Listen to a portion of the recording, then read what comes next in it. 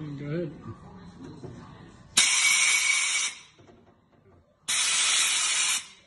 Another one, I'll get a picture of the gauge.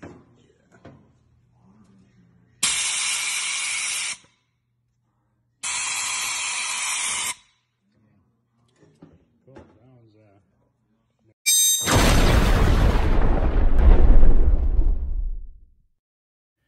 Hi, this is Derek at Boise Cylinder Head Services.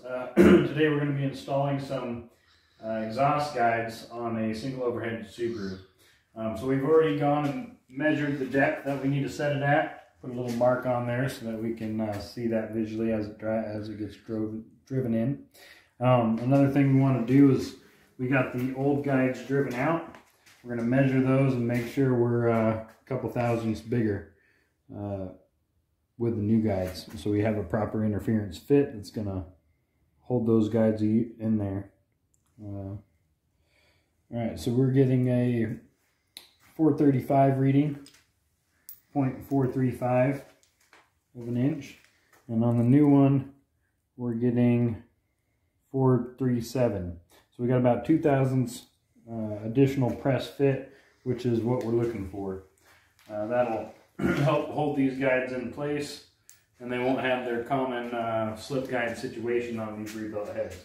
So I'm going to put a little lubrication on the holes here, a little WD-40 just to keep anything from galling up, and then we'll put on our safety glasses. Always wear your safety equipment. And then we'll drive these things in using our guide driver and hammer. I like to get them started, each started just a little bit, and then we'll drive them in the rest of the way.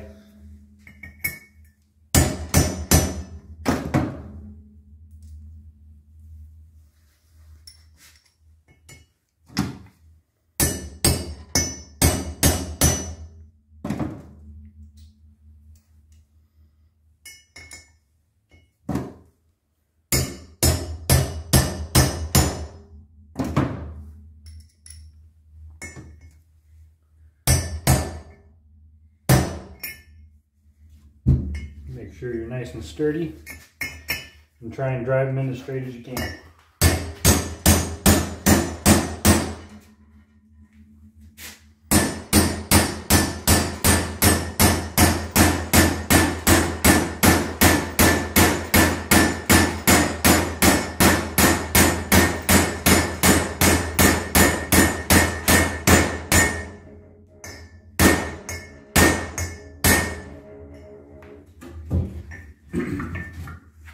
Right, I just drove it down. You can kind of see that mark there a little bit. I just drove it down until we can see that mark. And that's our guide height. That's where we want to leave this thing set in the head. We'll drive the rest of these down to that same point.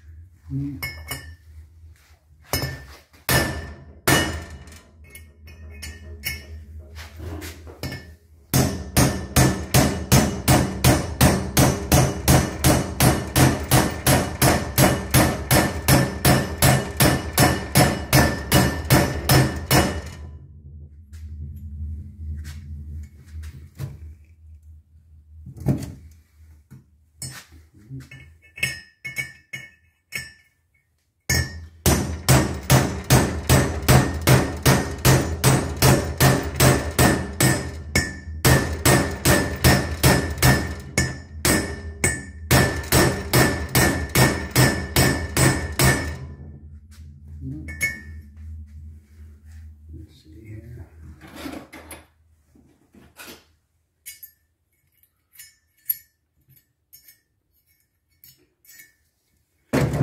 So another method we can use is, those marks seem to slide off, is using it's an alignment dowel that's pretty close to the same height. That'll just get us in the same ballpark, and we can measure it all said and done to confirm our height.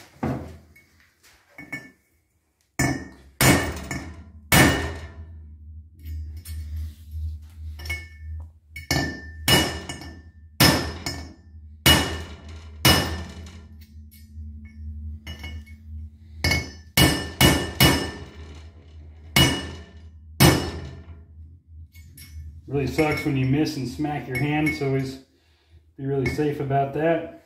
Cautious.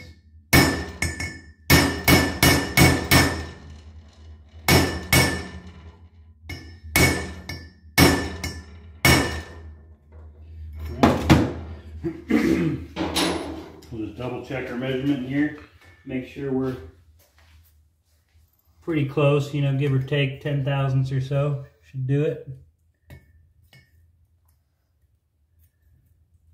Alrighty.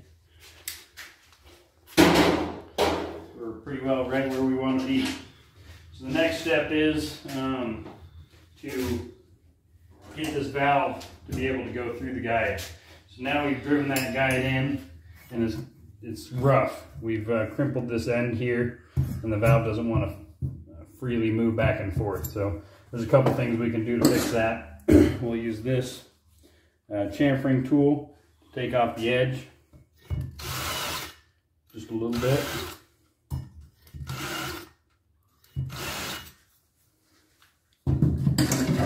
We'll also use this valve guide reamer. That is at 0.2362 of an inch, and that'll set us up so we have the proper valve guide clearance. So we'll flip this thing over and do that, and then we'll double check to make sure our valve feels like it should. Floats freely through the guide, so that it'll run properly.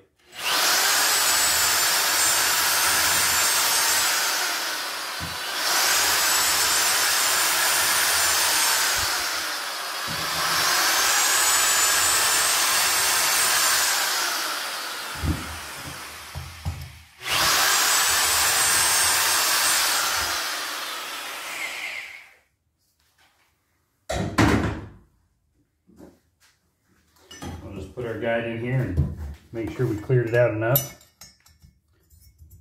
It's still a little rough.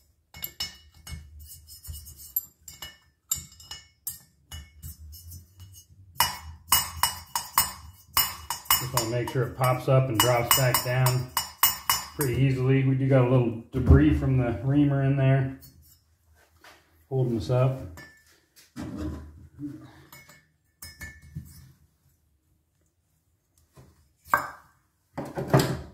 We're going to use a little bit newer reamer. I think that one's a little worn out.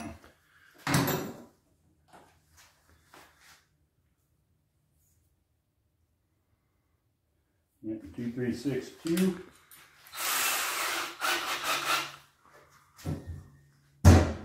Same thing, we're just going to drop it in there slowly.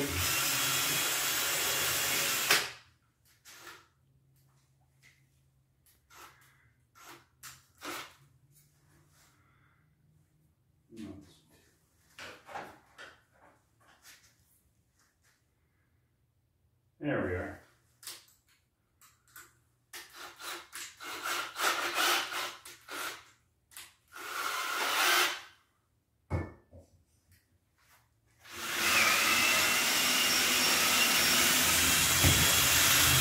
You can slowly feel the resistance as it goes through. Once it pops out the other side, you know you're pretty well good.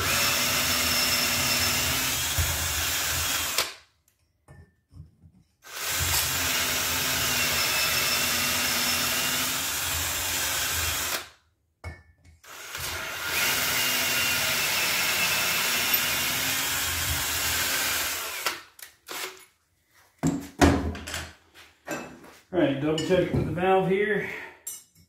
Oh yeah, that's how it should feel and look. Just drops back, right back down.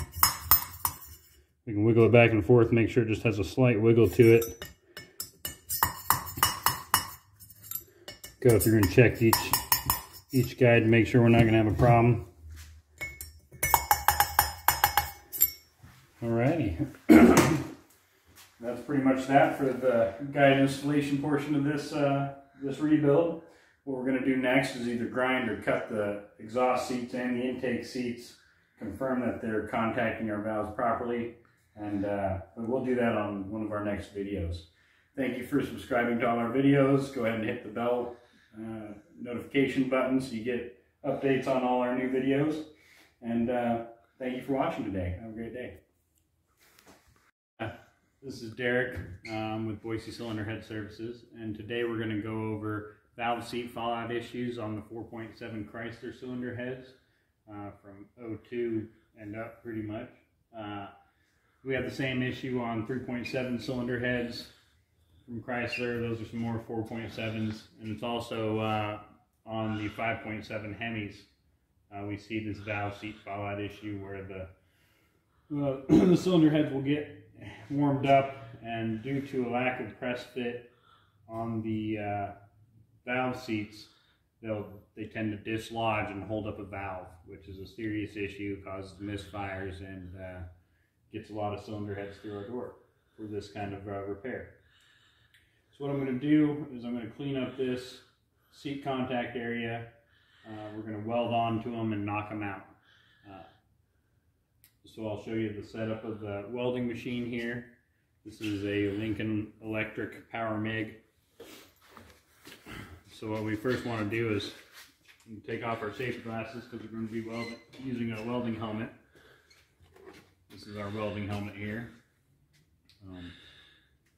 We use a welding helmet because the light that gets emitted while welding would fry your retinas and leave you with a sunburn, and this gives us protection against that.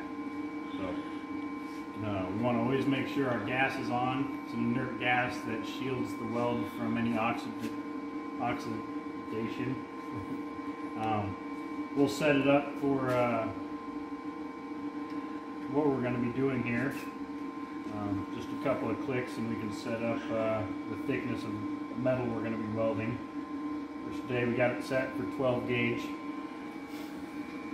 which is that's the wire speed feed, and that's the voltage that we're going to be using, and that should be appropriate for what we're doing today. So always make sure to wear your safety protection equipment. I got a welding helmet on. I also have gloves to protect my hands, and long sleeves to protect my arms from the heat that comes off of this as you weld. If you don't, it'll leave you with a pretty red sunburn. And we need to connect our ground to the welding material.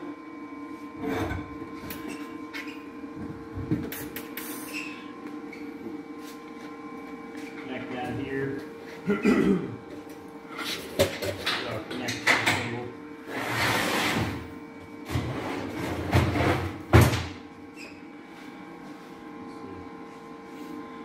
So what I'm going to do is I'm just going to weld little blobs of metal onto the sides of the seats here, and then I'm going to use this driving tool to pop it out, and that should dislodge the seat and prep us for the next step.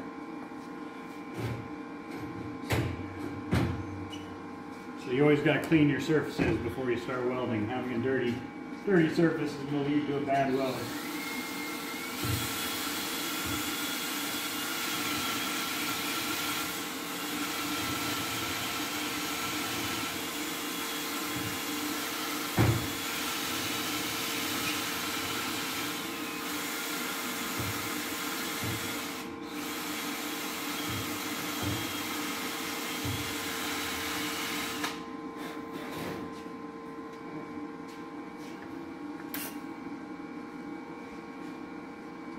Here we go.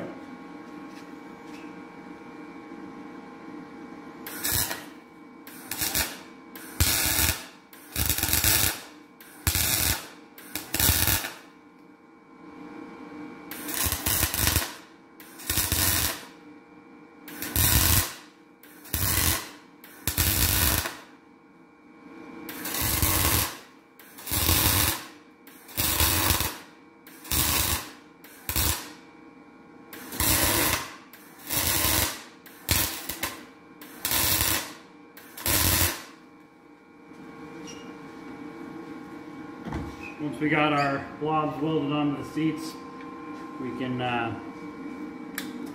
use our tool to knock them out.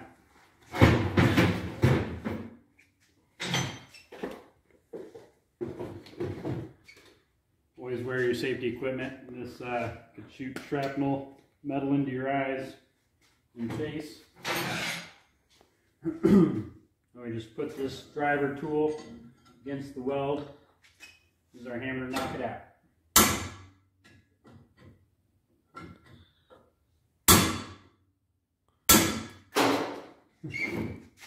That was one seat flew out.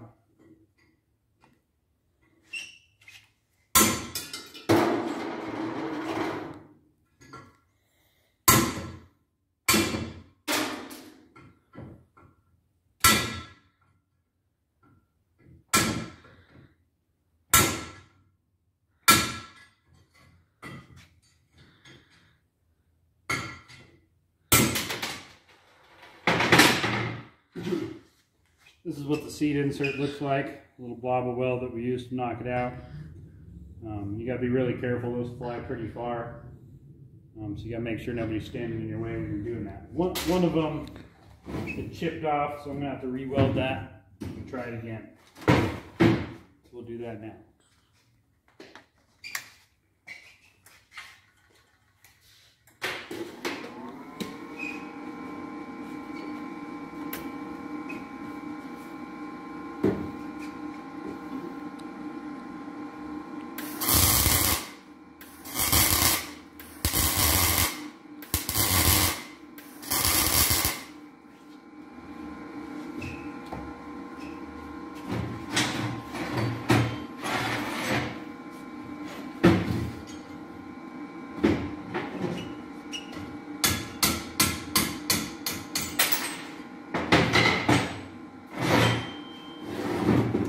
For the intake seats, we'll move over to the exhaust seats and weld them out as well.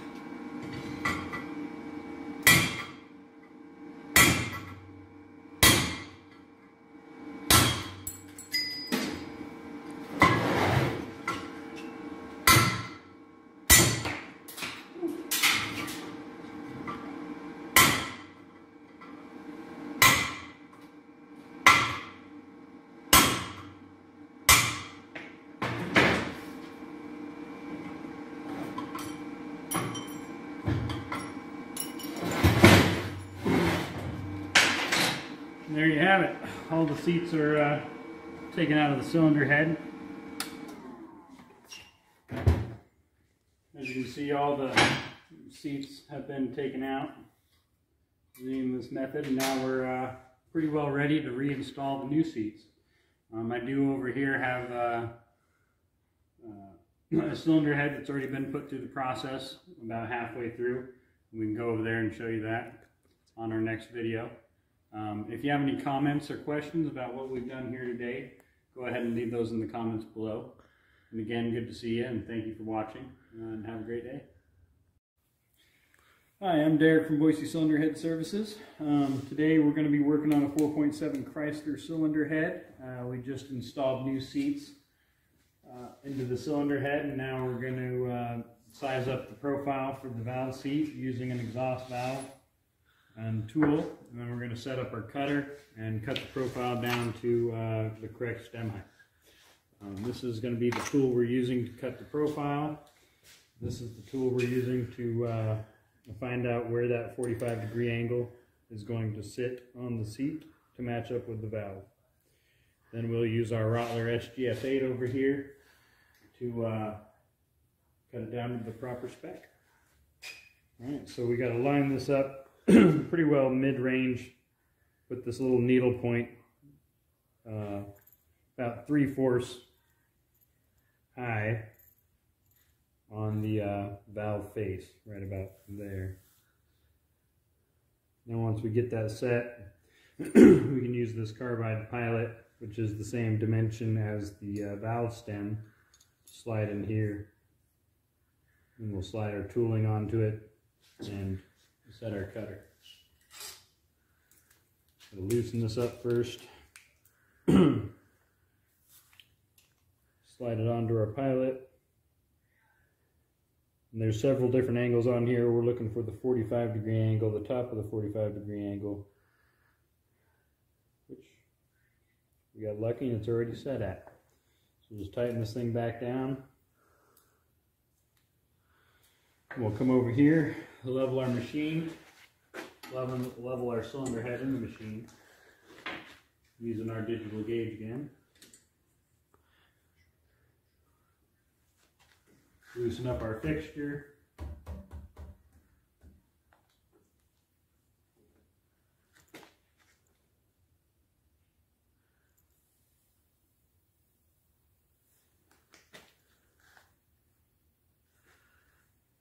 Check left to right. We're looking good. I'll just put this cutter into the head fixture here. Slide our head over to the pilot.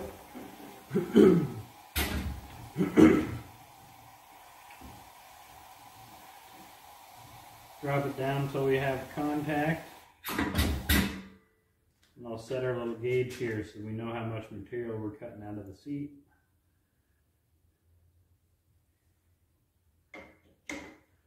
Now I'm going to cut it down until we see our 45-degree angle in the seat. Then we'll check to make sure our contact is where we want it. And I'll show you how to do that in just a minute. Zoom in on the cutter pry.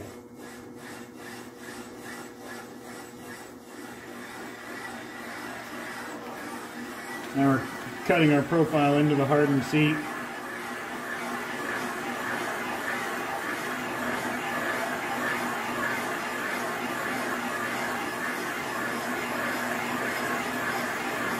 There's a specific specification that we're shooting for as far as our stem height and valve protrusion goes. If I go too far, we'll have to drive, cut out this seat and drive in another one, so we don't want to do that. I'm starting to see our 45-degree angle being cut into the seat. So I'm going to pause there. We're going to check a few things and see how much further we have to go.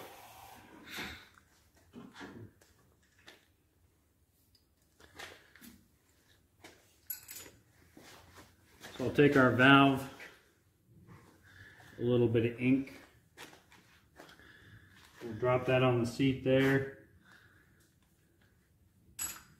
And we'll spin this valve inside the, while it's contacting the seat to see where we have contact.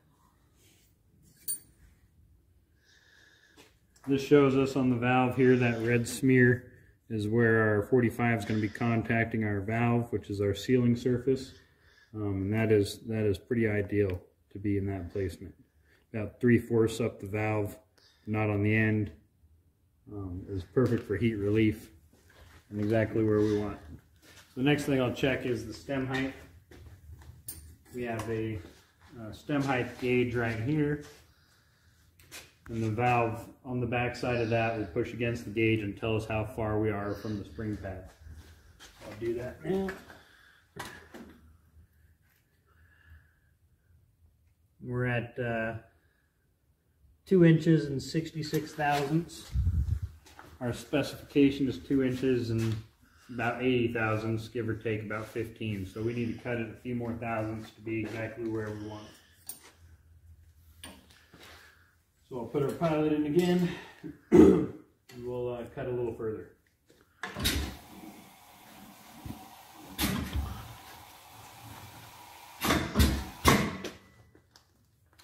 You can see by my gauge, it's at about 96 thousandths, and I need to go about another 14 to get our stem height where we want it. So I'll use this gauge to tell me where we need to stop.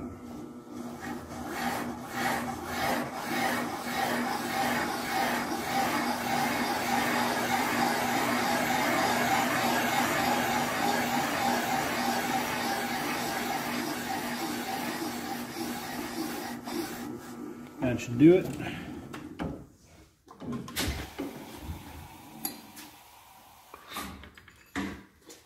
I'll check our stem height again just to confirm we're where we should be.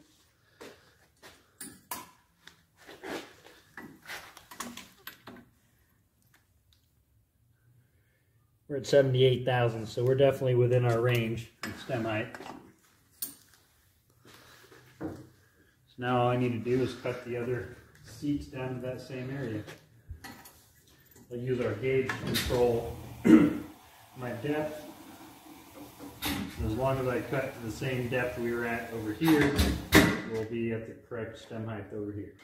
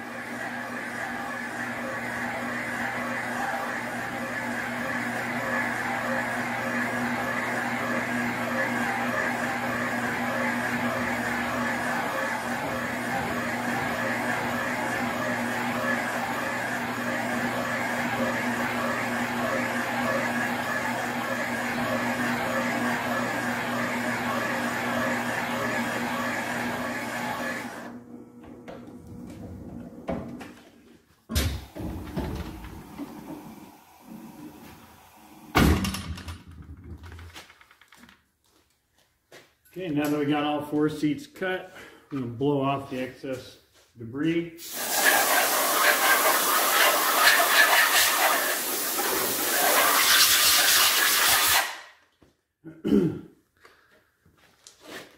Now we'll check to see if our seat to valve contact is sufficient to get a good vacuum.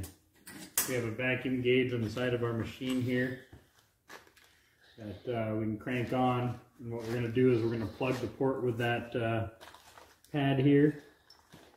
It's going to suck the vacuum out of that area, and it'll tell us how much we have leaking through, if any.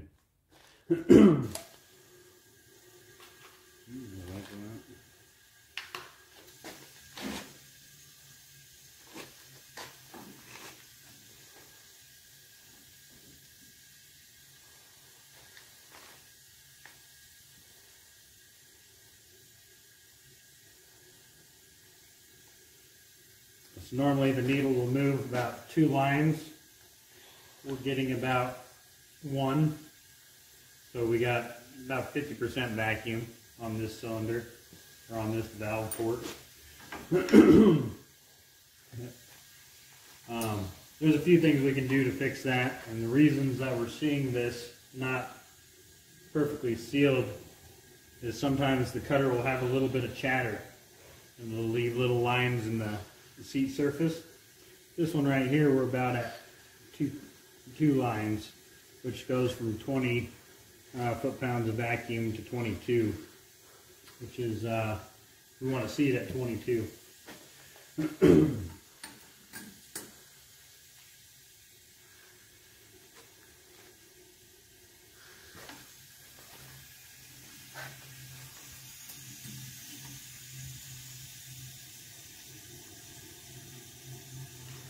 Yeah, that one's ideal.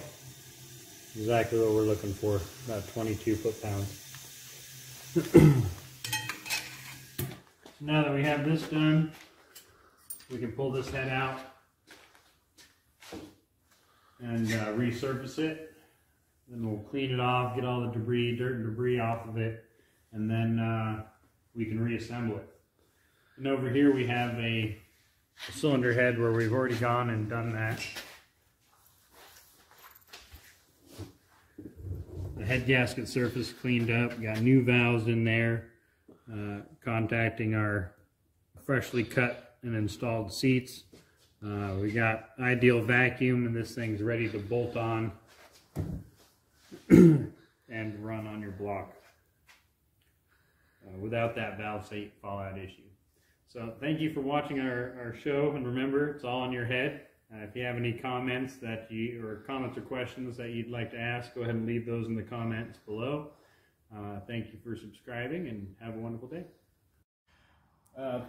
Thank you for watching our video. I hope you enjoyed it. I'm butchering it. Please subscribe to our channel if you like our videos. It'll really help our channel out. Hit that ding bell button so you can get our notifications. And go ahead and comment down below on future videos you'd like to see. It's all in your head.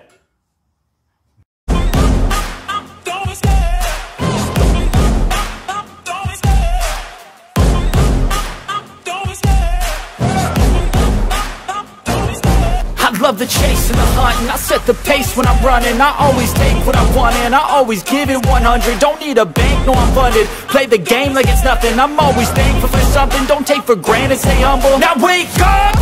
It's time to look at the enemy. Look in the mirror if he is no friend to me. It's not working out, maybe it's the chemistry. It's time to break up so I can make a better me. Better believe in your mind, cause it's everything. You can mold, shape, find almost anything. All it takes is some time and some clarity to find your identity. It's mind over everything.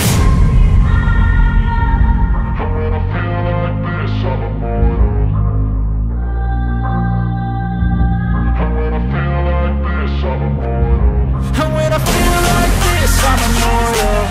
When I feel like this, I'm immortal. When I feel like this, I'm immortal. When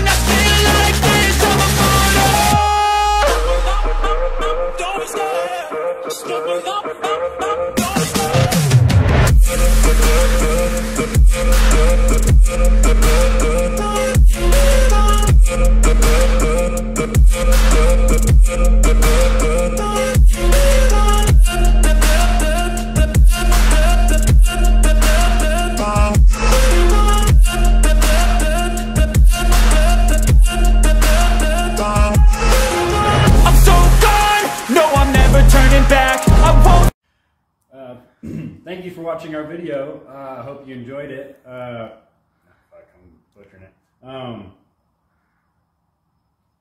Please subscribe to our channel if you like our videos. It will really help our channel out. Hit that ding bell button so you can get our notifications. And go ahead and comment down below on future videos you'd like to see. It's all in your head. Hi, this is Derek at Boise Cylinder Head Services. Today we're going to be installing some exhaust guides on a single overhead Subaru. So we've already gone and measured the depth that we need to set it at. Put a little mark on there so that we can see that visually as it gets driven in. Another thing we want to do is we got the old guides driven out. We're going to measure those and make sure we're a couple thousandths bigger with the new guides, so we have a proper interference fit that's going to hold those guides in there.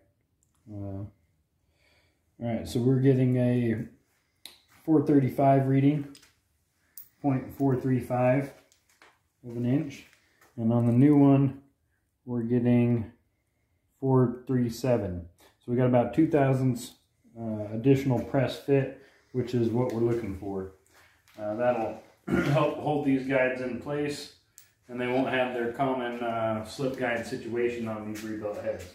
So I'm going to put a little lubrication on the holes here, a little WD-40 just to keep anything from galling up, and then we'll put on our safety glasses. Always wear your safety equipment.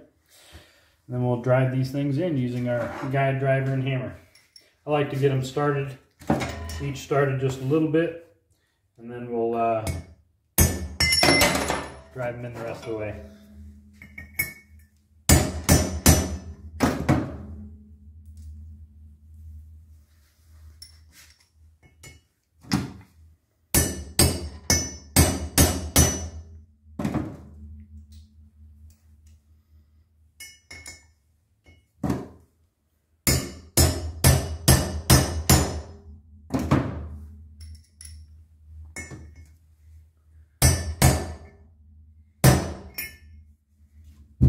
Make sure you're nice and sturdy, and try and drive them in as straight as you can.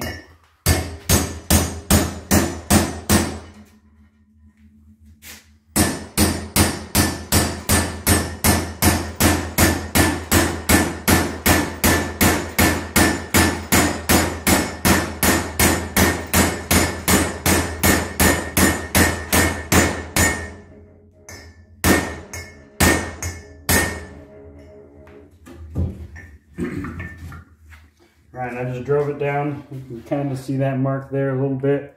I just drove it down until we could see that mark. And that's our guide height. That's where we want to leave this thing set in the head. So we'll drive the rest of these down to that same point.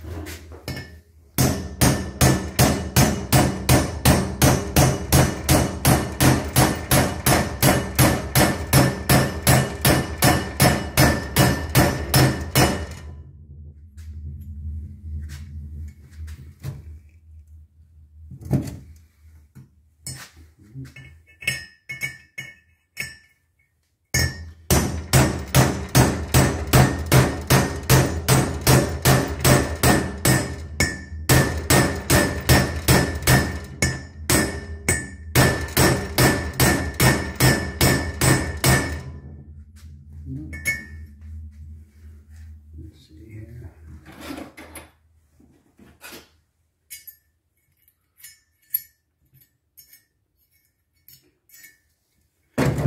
So another method we can use is, those marks seem to slide off, is using it's an alignment dowel that's pretty close to the same height. That'll just get us in the same ballpark and we can measure it all said and done to confirm our height.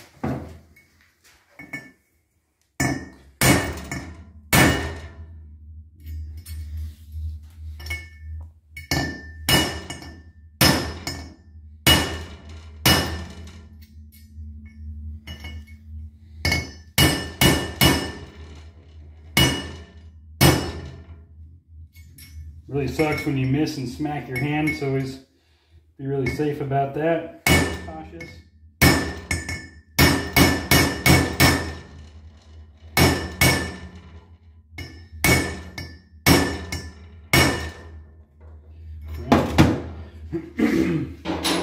We'll just double check our measurement here. Make sure we're pretty close, you know, give or take 10 thousandths or so. Should do it. Alrighty. We're pretty well right where we want to be.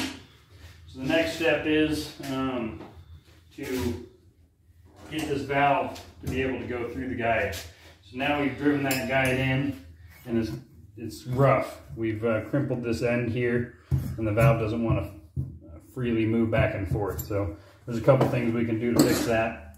We'll use this chamfering tool to take off the edge just a little bit.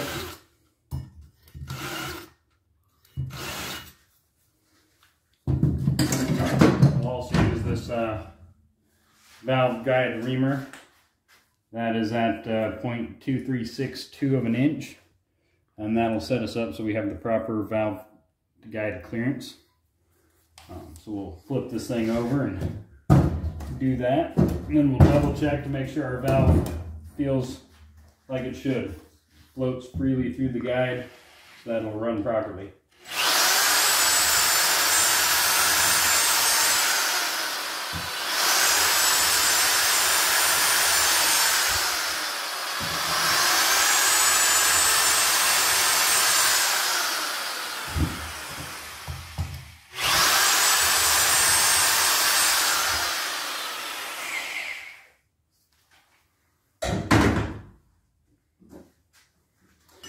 Put our guide in here and make sure we cleared it out enough. It's still a little rough.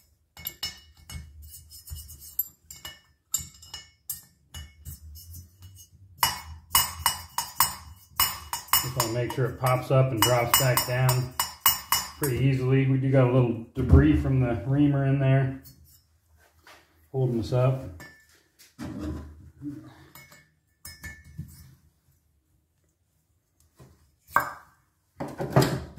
We're going to use a little bit newer reamer. I think that one's a little worn out.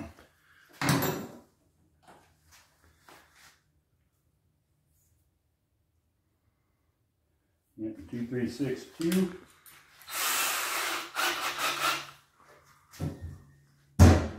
Same thing, we're just going to drop it in there slowly.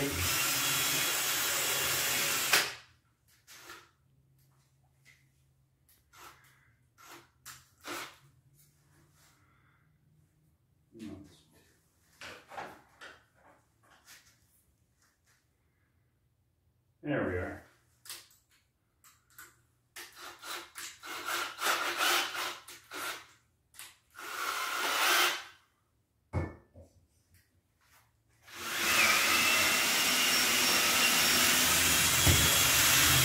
You can slowly feel the resistance as it goes through. Once it pops out the other side, you know you're pretty well good.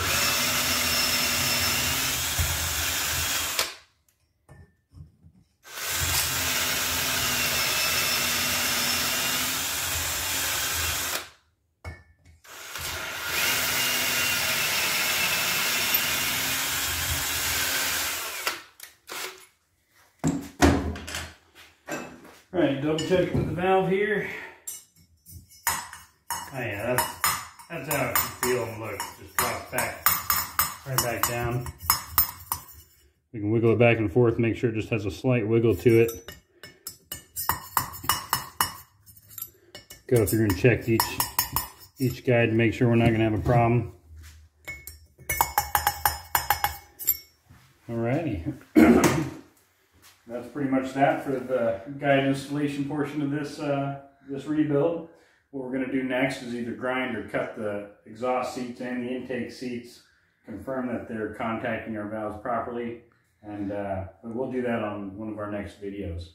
Thank you for subscribing to all our videos. Go ahead and hit the bell notification button so you get updates on all our new videos.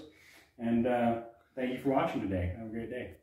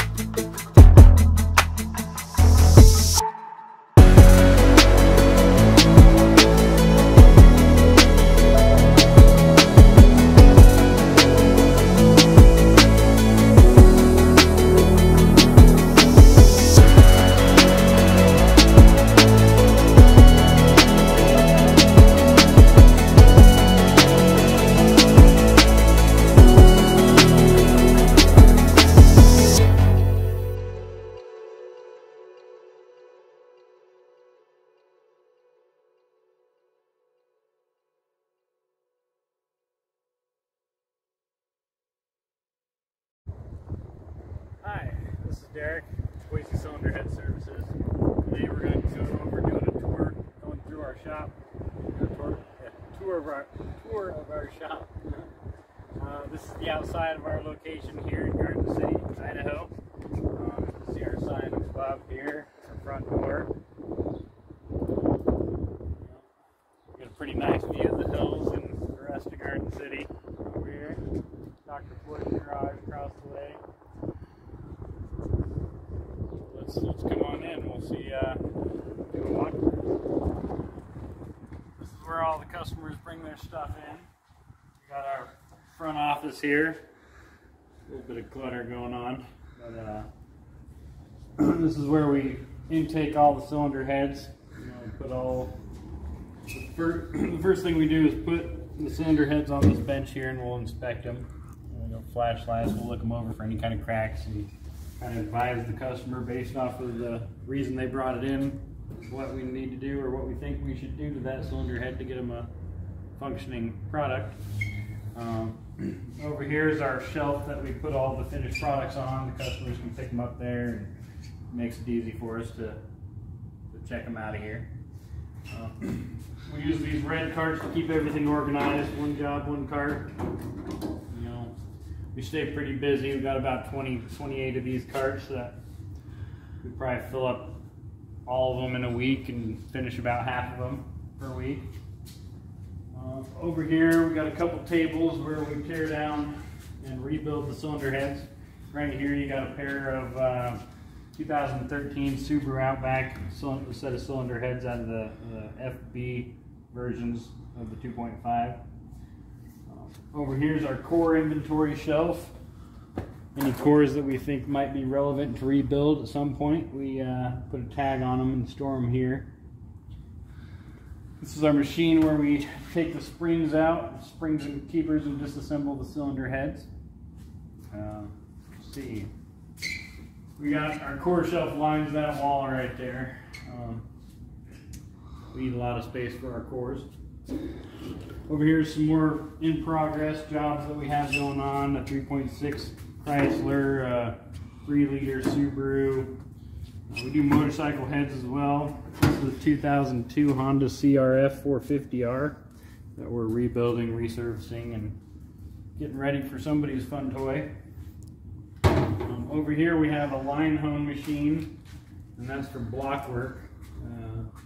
We have another shop where we do all our lower end block work at, and they'll bring long blocks over and hone the main bearings right there. Right here is our welding station. If we ever need anything like seats or oil galley plugs that we need to weld out, we'll use this machine right here with our table space right there.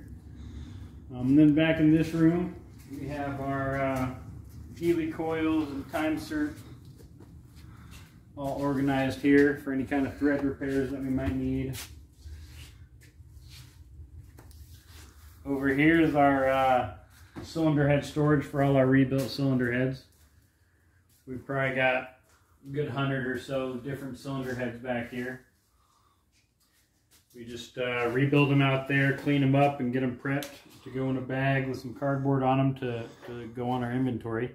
Right here we got 8 different cylinder heads for the 2008 to 2010 Subaru turbos. Cylinder heads, 2.5 EJ25 variety. Over here we got kind of our cam storage, old cams. Got a lot of Subaru cams and Toyota, just all our oddball cams that might become relevant at some point or another. We also got some extra old parts here. Cam gears, springs, retainers, a whole variety of stuff that we store right here. Right here is our guide honing section.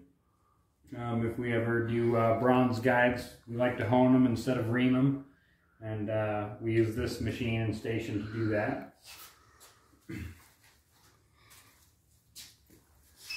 Over here is where we do our stone seat grinding, which is kind of a bit outdated now. We like using our Rottler SGF8 seat and guide machine to cut our seat profiles, but this is the older way to do it. sometimes it's still relevant. We also install guides here and install seats from time to time. Over here's our MagnaFlux station. You've probably seen in a previous video us going through and doing a MagnaFlux that detects cracks on cast iron cylinder heads. Now we're going to go outside and we'll go out in our room here and we'll look at the resurfacer. It's where we resurface all our cylinder heads. We've got two machines, a Comec and a Burco. The Comec we've had for about probably about 20 years. We've got a lot of good use out of this one. That'd be this one right here. We also have videos on our channel about us using that one and kind of going through the rundown of what it takes to resurface a cylinder head on this machine. Oh, this is our Burco SM1000M. This is my favorite resurfacer. It's also our newest machine that we have in the shop. It has a Winfield fixture in it that makes it really easy to clamp cylinder heads in between these hydraulic press pins. And we probably resurfaced about 50 to 75% of the cylinder heads in this machine. All right, and then we've got our valve grinders here. We have 3 valve grinders, a Quickway, a Sioux, and another Quickway. We prefer using these Quickway machines. They grind valves really nice and really quickly. I believe we've shown that in the video prior as well, using the well, maybe we need to make one. I don't know if we've actually done one of those. Right here we got a spring tester. This tests the different pressures of a spring. We use that with performance builds just to confirm our spring pressure at certain open and closed heights. We also use this machine to do a lot of old flatheads, like Willie Jeep flatheads, where the valves are in the block. We need this kind of space in order to cut seats into it and cut the profiles on it. So we'll use this machine for that, along with drilling. It's pretty much a giant drill press as well. This is probably one of the older machines in our shop. It's seen a lot of good use. Right here we got a couple more FB Subaru engines, cylinder heads that we're rebuilding. This is the AP25 casting numbers. It's out of like a 2013 Subaru Outback, just like before. We're rebuilding about six of those cylinder heads right now for our inventory.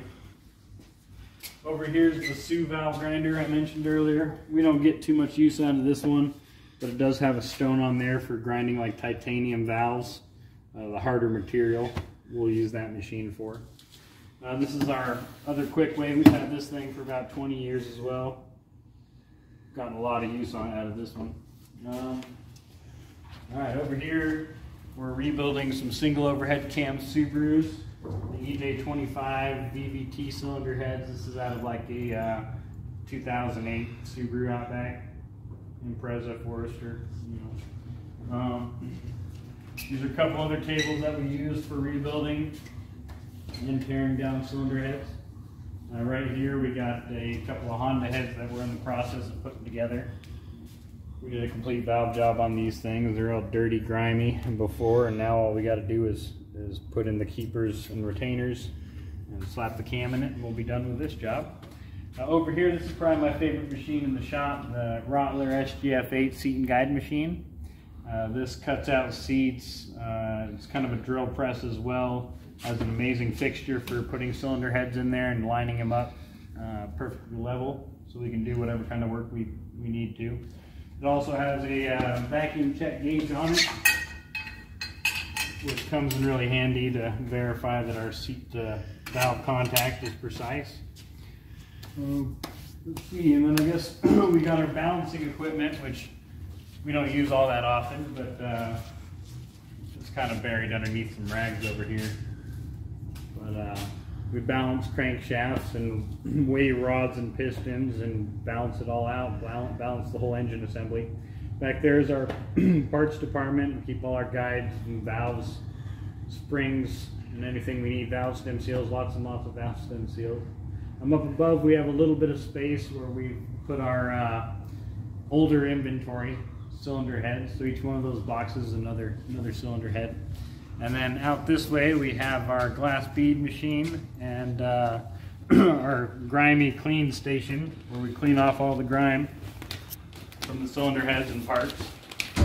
We've done a couple videos with us using this machine, our glass beater. Has a really big cabinet, makes it really easy for glass beading cylinder heads and anything else that we can that we see around here.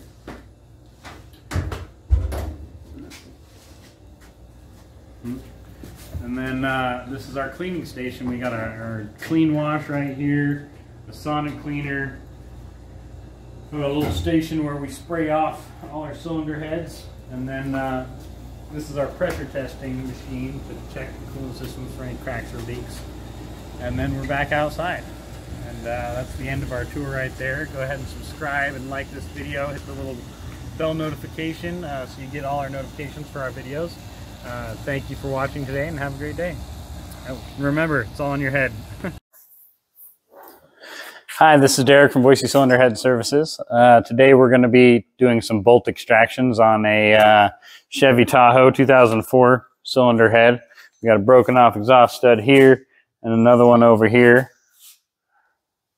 And we also got one on this 95 Honda 2.2 liter. It's blackened up right there. We're going to extract all three of these by welding them. We're just going to weld onto them a little blob and weld one of these nuts onto it, and then that should be sufficient to take it out. But yeah, we're going to start up our welder, turn on our gas, make sure our settings are correct. Always have safety equipment. I'm going to wear my gloves this time. It's a little hot, so I'm going to turn it down a little bit. That should do. Alrighty, we got to make sure we got to put our ground on. Get a good solid ground, or else won't even be able to weld.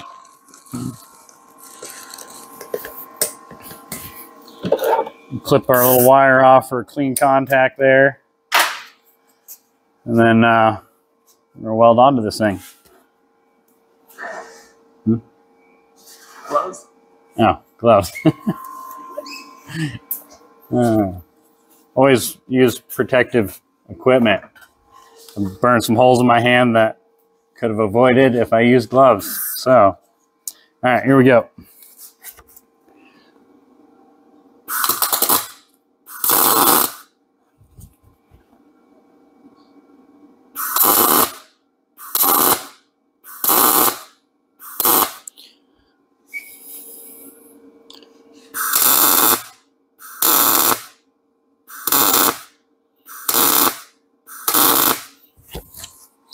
All right, now that I got a blob exposed up above the aluminum, it should be easy to weld this nut onto. Got a solid contact there, so this should weld on and come right out.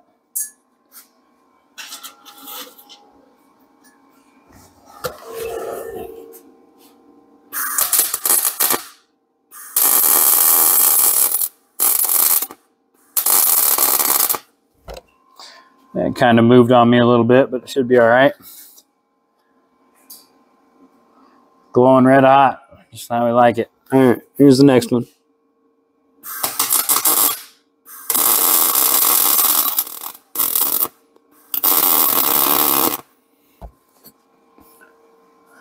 All right, now that we got that one, I'm gonna set this one aside and let it cool down. We'll clean up and weld the other one and let it cool down as well.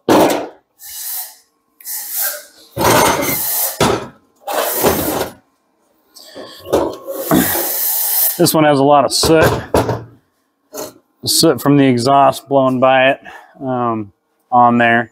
So we need to clean up our contact area. We got a little wire brush on the drill. That'll clean that up.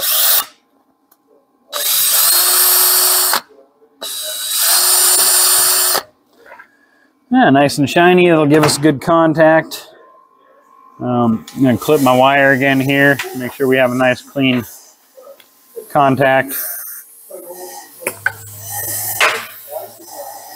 I did have a little spark jump up and land on my arm there. That hurt. All right, here we go.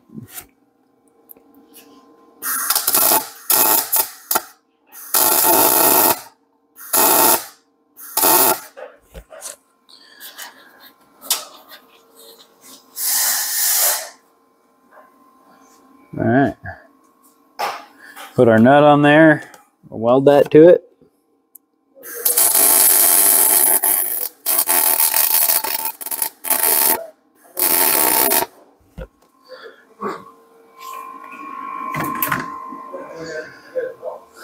Ooh, nice and toasty.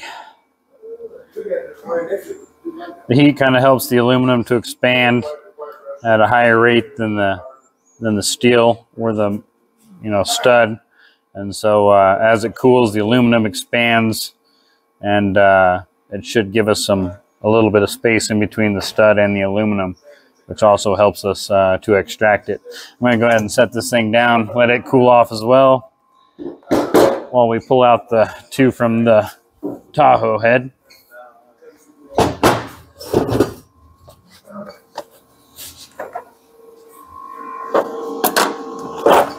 We got a little tiny ratchet set here that we keep over here just for this. All right.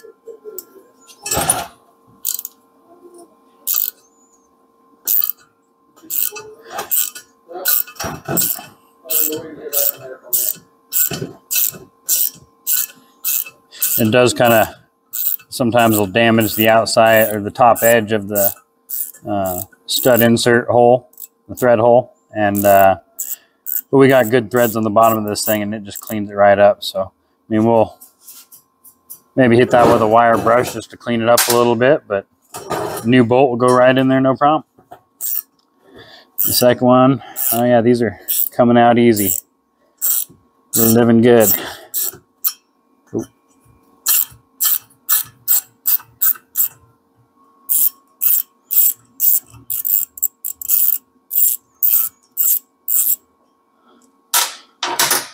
Alrighty.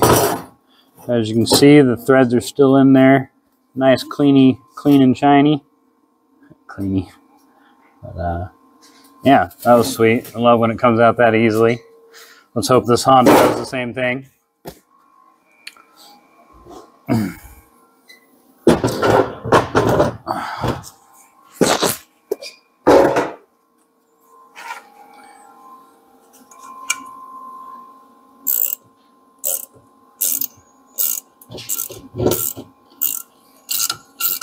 Sweet. That's legit. Just came right out.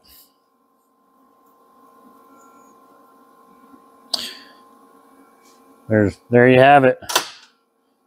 3 broken off studs extracted. That went really swell. All right, thank you for watching our video. Hope you enjoyed it. Remember to click the subscribe and like button and our bell notification button so you can get all our notifications. Thank you for watching, and remember, it's all in your head. I know you told your friend you're not okay, and tell me what's wrong and why you never said you felt that way. And guess you're trying to stay strong and fake a smile until I look away. But I've known you too long, it hurts to watch your blue eyes fade to gray as you fade away, as you fade away.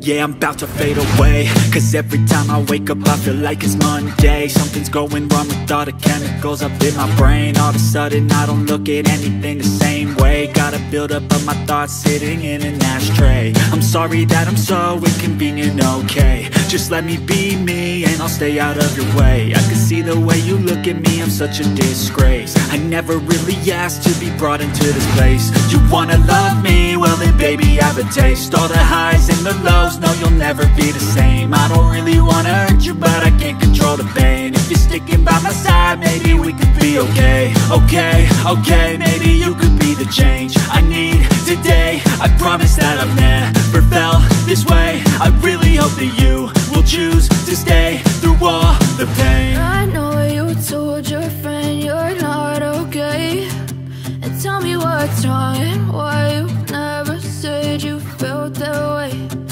Guess you're trying to stay strong and fake a smile until I look away. But I've known you too long, it hurts to watch your blue eyes fade to gray as you fade away. As you fade away. As you fade away.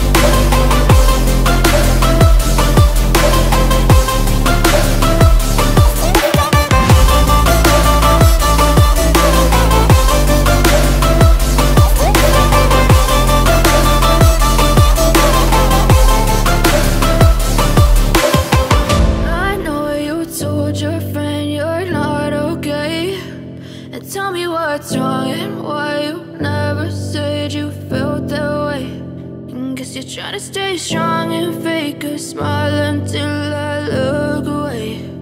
But I've known you too long, it hurts to watch your blue eyes fade to gray.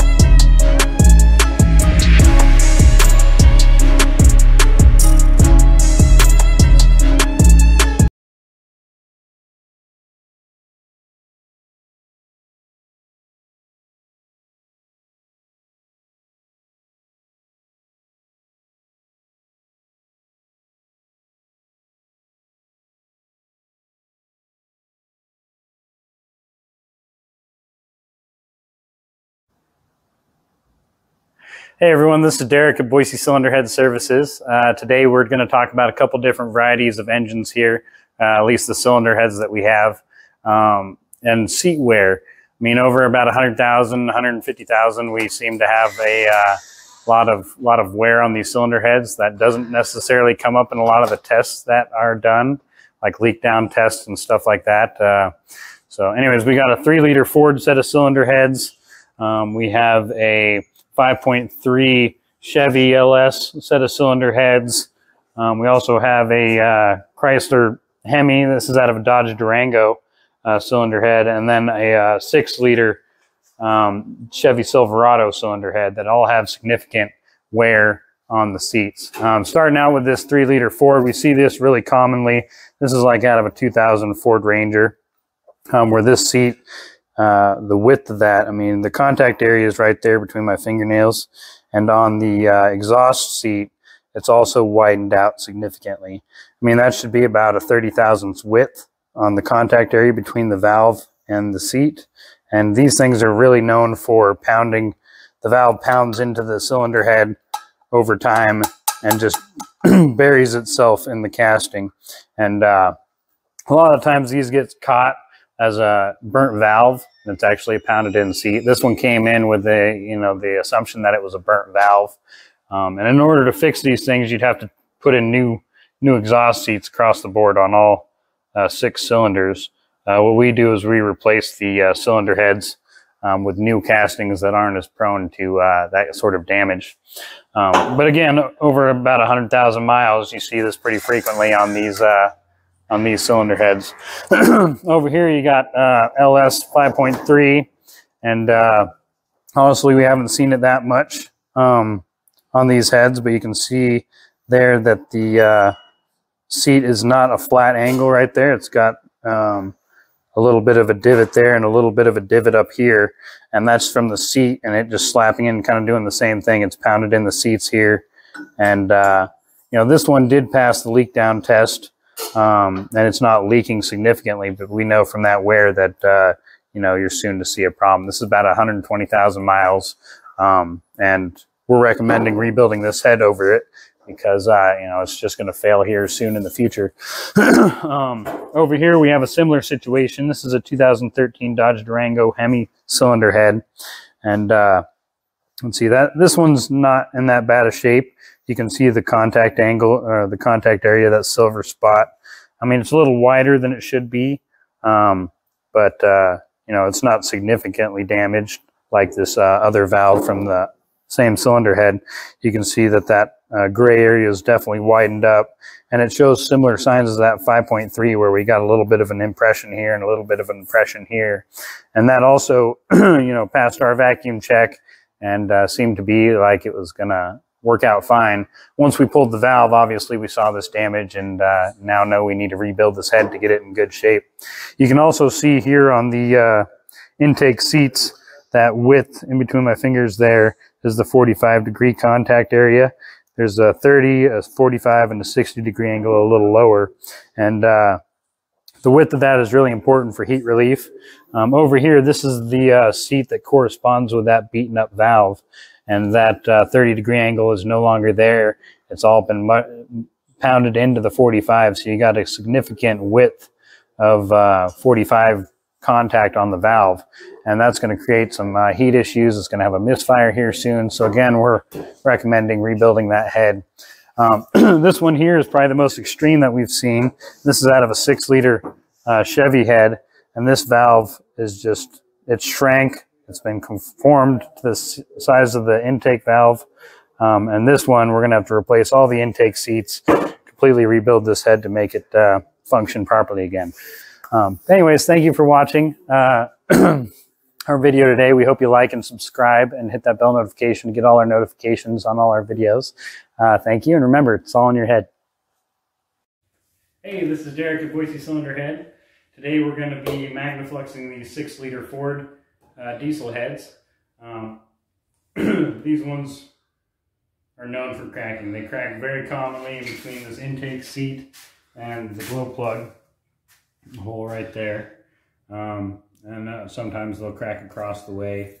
But we're going to do a Magnaflux on them to find out if they are cracked, and we'll go from there. All right, we'll load it up in our station here.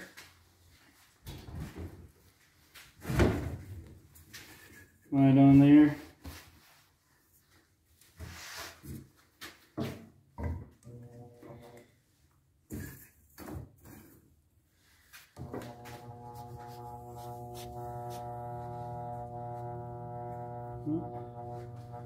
Oh yeah, there you have it. First try. There's a crack right across from the intake valve to the other intake valve. You know, it's not normally where we suspect these things would be cracked. That does look like a pretty decent crack there. Yeah, I mean, one like that's definitely enough to condemn a head. Some people do recommend welding them, but the cost of new castings, I think a new casting with all new valves and springs is the way to go on these things. Let's check the rest of the cylinder head, see if we can't see anything else.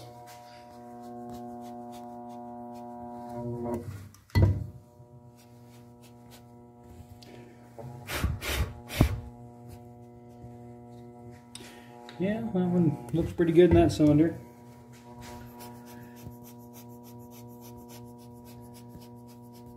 You just want to do as fine a mist as you can on these things.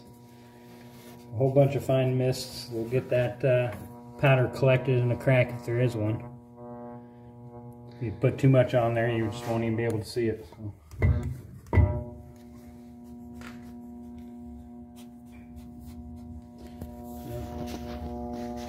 Alrighty, that one's good as well.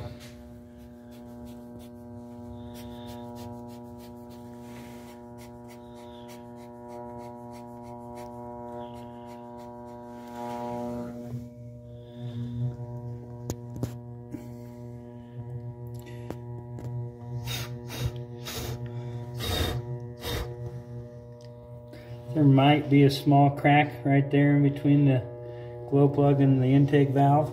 It's a little difficult to see even for me here, but we do know that's a common area for it to crack, and it got a little bit of powder built up there, so I'd say that could definitely be a crack there. Yeah. And again, since we found that big crack there, I'm not concerned about where else it's cracked. That's enough to condemn this head and warrant getting another one.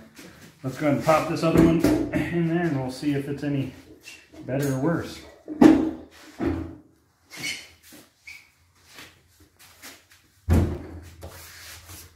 We clean these up in our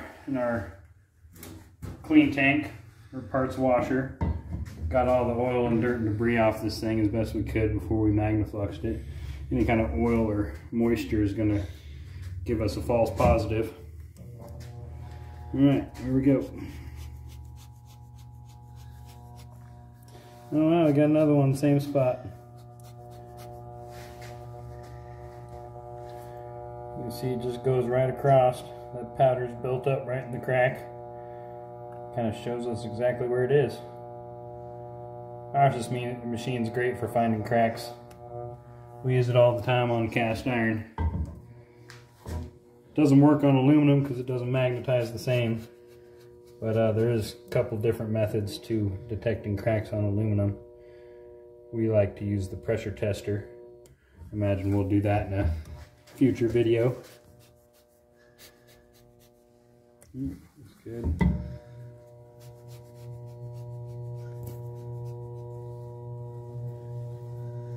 Well, there might be another tiny crack right there. It's faint though. Just almost superficial.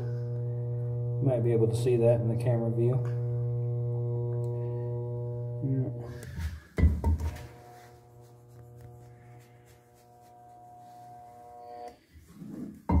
And there have been some people that choose to just run their cylinder head with these cracks in it.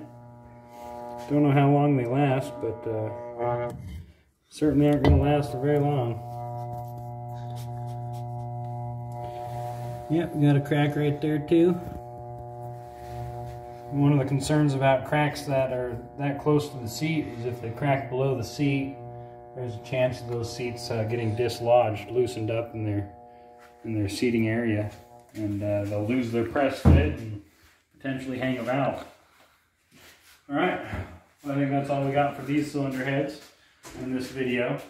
Go ahead and hit that like button if you liked our video, and subscribe and hit the bell notification button. We appreciate your views and your time here, and have a great day. Hey, this is Derek at Boise Cylinder Head. Today we're going to be magnafluxing these 6-liter Ford diesel heads. These ones are known for cracking. They crack very commonly in between this intake seat and the glow plug hole right there. And sometimes they'll crack across the way. But we're going to do a magnaflux on them to find out if they are cracked. And we'll go from there. Alright, we'll load it up in our station here.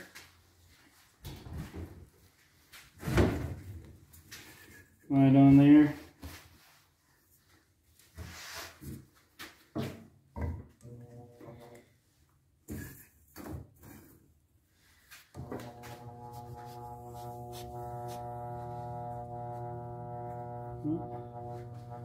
Oh yeah, there you have it. First try. There's a crack right across from the intake valve to the other intake valve. You know, it's not normally where we suspect these things would be cracked. That does look like a pretty decent crack there. Yeah, I mean, one like that's definitely enough to condemn a head. Some people do recommend welding them, but the cost of new castings, I think a new casting with all new valves and springs is the way to go on these things. Let's check the rest of the cylinder head, see if we can't see anything else.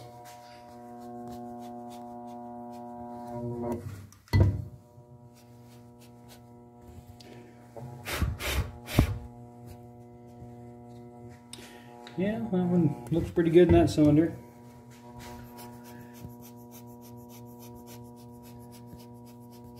Just want to do as fine a mist as you can on these things. A whole bunch of fine mists will get that powder collected in a crack if there is one. If you put too much on there, you just won't even be able to see it. So.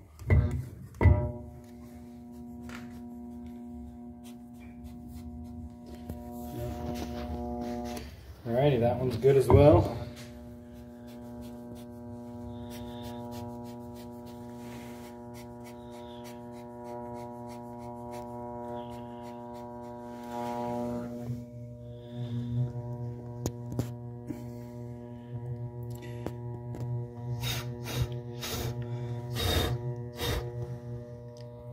There might be a small crack right there in between the glow plug and the intake valve. It's a little difficult to see even for me here, but we do know that's a common area for it to crack, and it got a little bit of powder built up there, so I'd say that could definitely be a crack there. Yeah. And again, since we found that big crack there, I'm not concerned about where else it's cracked. That's enough to condemn this head and warrant getting another one. Let's go ahead and pop this other one in there, and we'll see if it's any better or worse.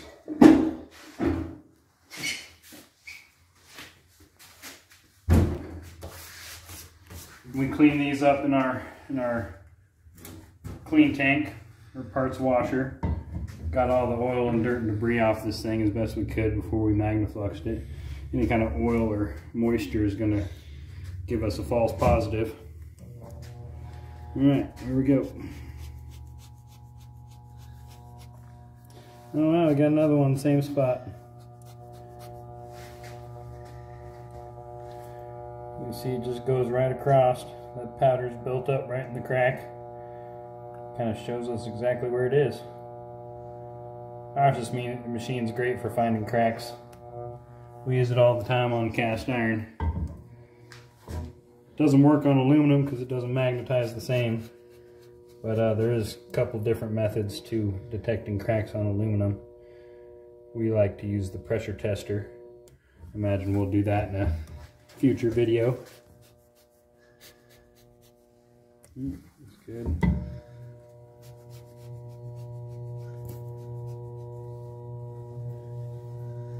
Well, there might be another tiny crack right there. It's faint though.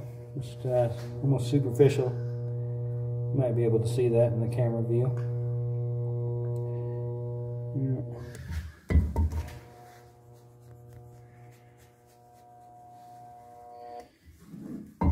And there have been some people that choose to just run their cylinder head with these cracks in it. Don't know how long they last, but certainly aren't going to last for very long. Yep, we got a crack right there too. One of the concerns about cracks that are that close to the seat is if they crack below the seat, there's a chance of those seats getting dislodged, loosened up in their seating area, and they'll lose their press fit and potentially hang them out. All right, well, I think that's all we got for these cylinder heads in this video. Go ahead and hit that like button if you liked our video, and subscribe and hit the bell notification button. We appreciate your views and your time here, and have a great day. Hi, this is Derek from Boise Cylinder Head Services. Today we are going over the proper uses of these carbide scraping tools that we've found on Amazon. There's a link below if you're interested enough to get some. We think they're amazing. They do such a great job, and they don't gouge the aluminum or the metal on the cylinder heads or whatever you're using them on. It just has a 90-degree angle carbide scraper piece right here, and that flat edge is just ideal for cleaning off head gasket surface material or gasket on your cylinder head. We're going to kind of run through how that looks and how this tool works. You got 2 different sizes in the set of that on the link below, and we've gotten like 4 sets of these throughout our shop, just because, you know, the old way we were doing it with scrapers and knives and whatever else was just slow and tedious, and this just takes all the time and effort out of it. They're just amazing. So right here we got a 3-liter Ford cylinder head, got some head gasket material on it, and some carbon buildup. So a lot of people who are just trying to skate by, if their heads aren't warped very much, they can use these to scrape off this material without worrying about gouging the cylinder head. So we're just gonna, you just set it on here flat at about a 45-degree angle, and it just peels that material right off. See, that material is just like shaving right off. You know, it might take a little bit of effort to get it all cleaned off, you know, but it gets rid of the bulk of it, you know. And this tool has saved us so much time. It's just crazy, and it just peels off the carbon too. And then you know, we take some fine grit sandpaper and just take the rest of that off. But I mean, that gets rid of 90%, if not more, of that head gasket material, and then you're pretty close to just bare metal. So we use this for gasket as well. This is honestly what we mostly use it for, because we resurface most of the heads that comes through here. But there's 2 different sizes. This bigger one works for a broader area. This tiny one you got to be a little careful with, because if you use that corner, it's going to scratch right into it. But as far as this gasket goes, it just peels that gasket right off. Even on these weird angles, you can just scrape it.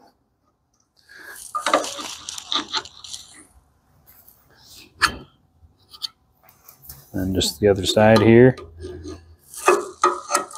it just takes that gasket off. I mean, that before using a knife, you know, there's high chance of gouging the metal. Scrapers are, you know, not the right size for a lot of this stuff, and using a wire brush can take out that material pretty heavily. But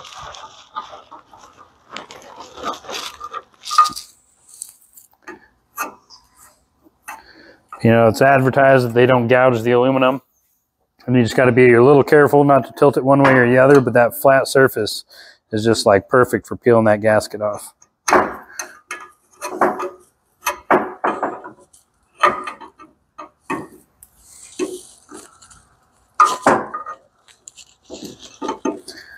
Yeah, but we use these on a daily basis here in this shop, and we just think they're amazing. But anyways, thank you for watching our video. Remember to like and subscribe, and if you really like these tools as much as we did, there's a link down below. You can click on that and get these tools. Anyways, thank you for watching, and remember, it's all in your head. Hi, this is Derek from Boise Cylinder Head Services. Today we are continuing on with our Subaru single overhead cam rebuild job out of say like a 2008 Subaru Outback single overhead BBT cylinder heads. We're going to wash these parts up in our parts washer. I got a little bit of gasket to scrape off before we do that. But let's go ahead and come in the room here, and I'll explain what we're doing. There's a little bit of a gasket on here that we don't like getting into our glass bead machine. So I'm going to scrape that off real quick before we put it in the wash. And this is our washing machine here. It's an Axe Equipment parts washer. And it does a really nice job. Blasts a lot of hot chemical onto our parts, has the rotisseries in there. Yeah, so we're going to put the cylinder heads and the caps in the upper cabinet, and then the cams, rockers, and valves and springs into the lower trough here. That'll get everything cleaned up real nice for us. Prep it for the glass bead machine. So this is a carbide tool we got off Amazon. And we're going to use to scrape off the gasket real quick and simple.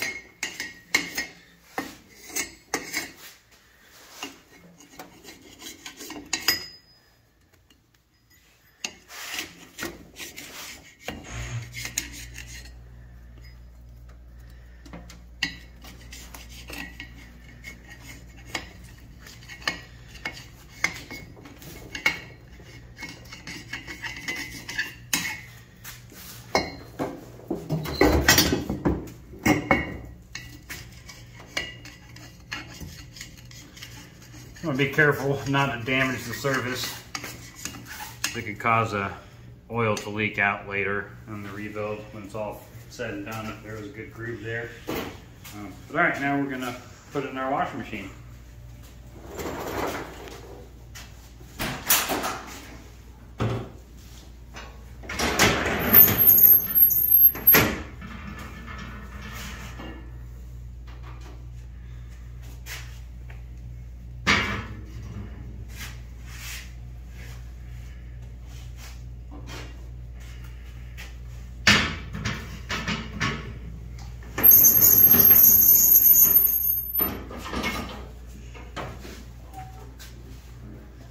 There's a lot of different jets in here. It sprays water from both sides and from the top down and the bottom up, just to get every angle clean. We're going to turn this thing on and pop the other pieces in. Oh, let me get our caps in there too.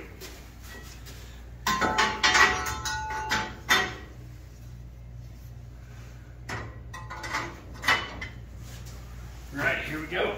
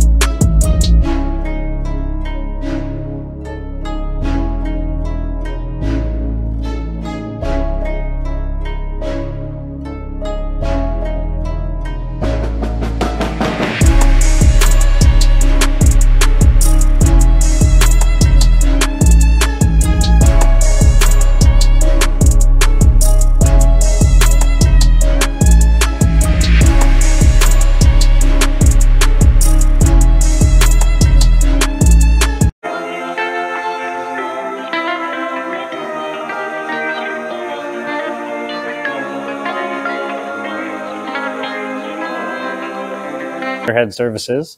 Today we are looking at some of the motorcycle jobs that we have in here. We don't see these motorcycles very often, or very many motorcycles too often, but we do get them in on occasion. Seems like we've had somewhat of a rush of these. This one right over here, we got a 5-valve 04 Yamaha YZ450F, and it has some a valve bent, broke, something, and damaged in between the intake and exhaust seats here, as you can see. Oh, this damage here, which definitely compromises the two seats. So we're gonna take this seat out and this seat out and replace it with a Tucker Valve Seat Company valve seat, one for the intake and one for the exhaust. These things have little itty bitty valves that have tiny stem diameters. They're light as heck, you know, to propel this dirt bike motorcycle here. This also has some little tiny lifter cups, which compared to a vehicle, or a car, these are just like itty bitty tiny little cute things, you know, little tiny springs, little keepers, retainers. It is so much smaller than a car is, or a truck. Little valve stem seals on it. Yeah, that's what we're doing here. We're going to do a valve job on this one. And these heads here are known for having titanium or steel fused valves, which gives it a little more durability, a little lighter weight. And the heads break off of these. That's probably what happened here. Pretty sure is the head broke off of this valve and caused that damage there.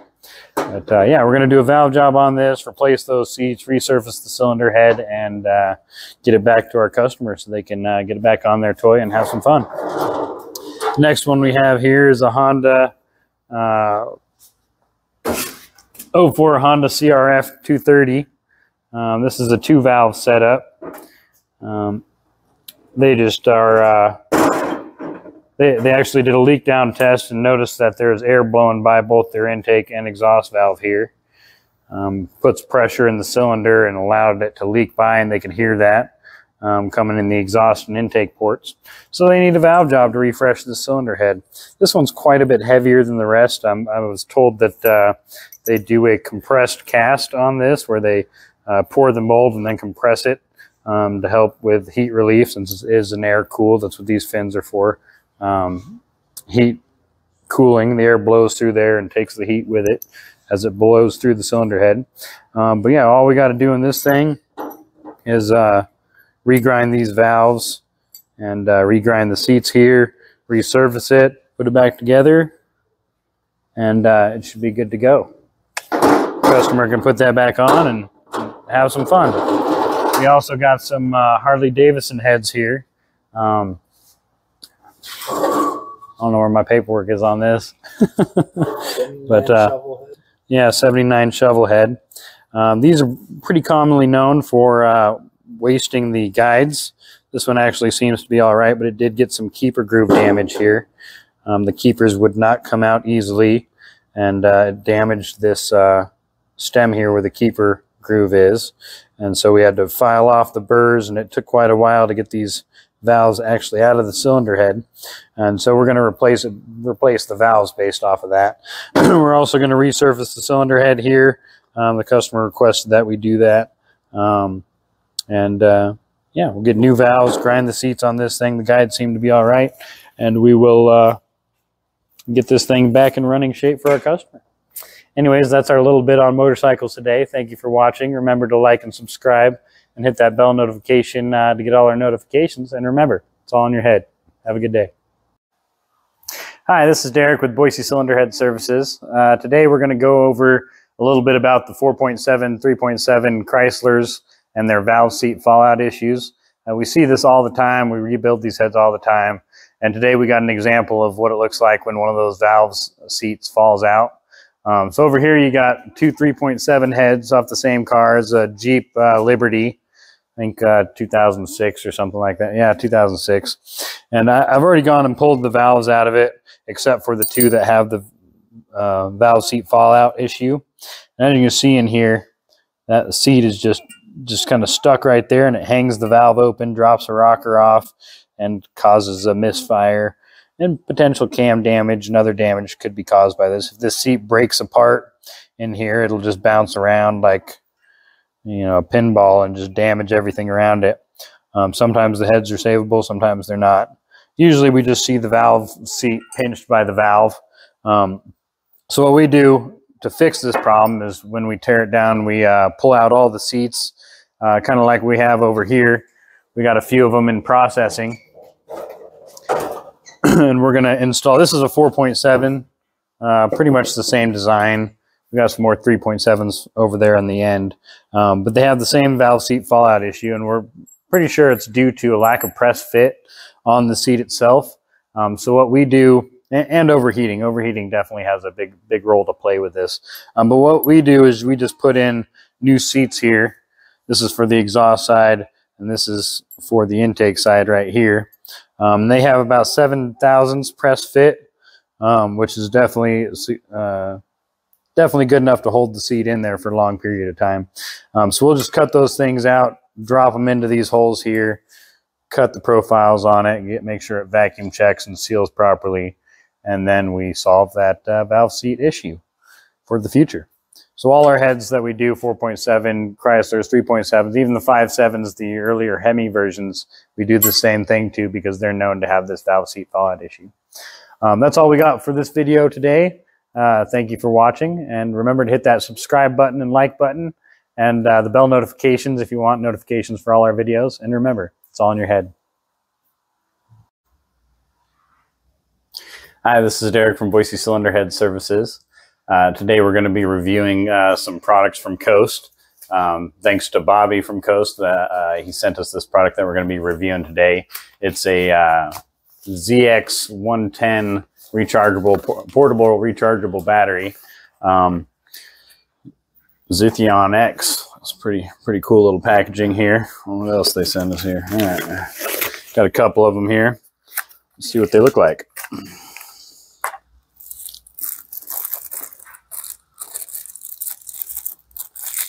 Like a little pen battery here. It's like a double AAA battery. If you want one of these, you can go in our description below, and there's a link for this, as well as the G20 flashlights that we like using here. These go together. You can put these batteries in here, yeah, they work out great. I really like the design of this battery. They have a little micro USB micro charger port right there.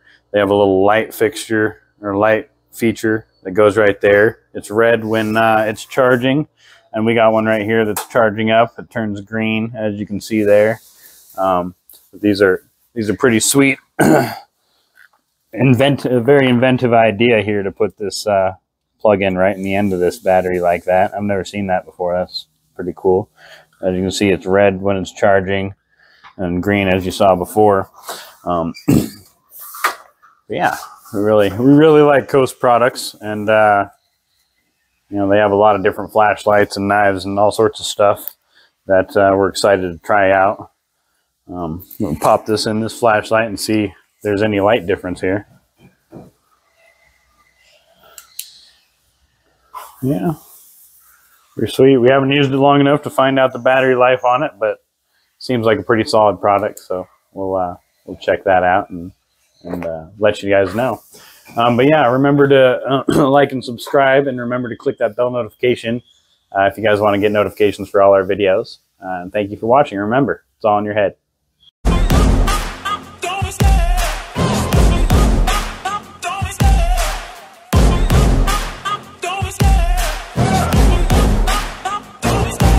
Love the chase and the hunt, and I set the pace when I'm running. I always take what I want and I always give it 100. Don't need a bank, no I'm funded. Play the game like it's nothing. I'm always thankful for something. Don't take for granted, stay humble. Now wake up! It's time to look at the enemy. Look in the mirror if he is no friend to me. It's not working out, maybe it's the chemistry. It's time to break up so I can make a better me. Better believe in your mind, cause it's everything. You can mold, shape, find almost anything. All it takes is some time and some clarity to find your identity. It's mind over everything.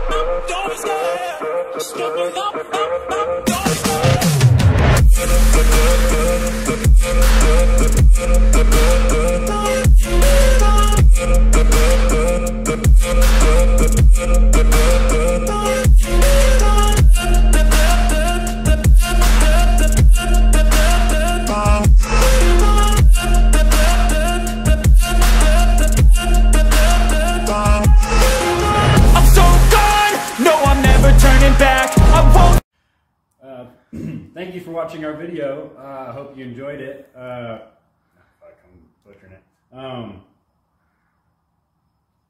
Please subscribe to our channel if you liked our videos. It'll really help our channel out. Hit that ding bell button so you can get our notifications. And go ahead and comment down below on future videos you'd like to see. It's all in your head. Hi, this is Derek from Boise Cylinder Head Services. Today we're going to be welding out a seat for this K24 Honda cylinder head. It's been poured and polished and put into a Toyota, but this thing's cracked. It got a giant crack right here. We don't know how deep it goes, but we're going to find out. First step to this is getting this seat out of the way. Then we can gouge that out with a grinder and see where the crack ends. But all we're doing right now is welding a little blob on there, and then we're going to knock that seat out, and then you know, we'll dig deeper into it and see what we got. Let me turn on my welder and we'll get this thing started. Turn on the welder here, turn on the gas. I got to check my levels, make sure we're not going to be too hot. Yeah, we're a little cold actually. Set this thing for 3/16. That should do it. I got to put my ground on it.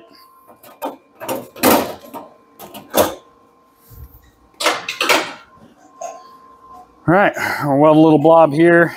Use this tool to reach under there and pop that seat out. I'm gonna put on my gloves first so I don't burn a hole in my hand. All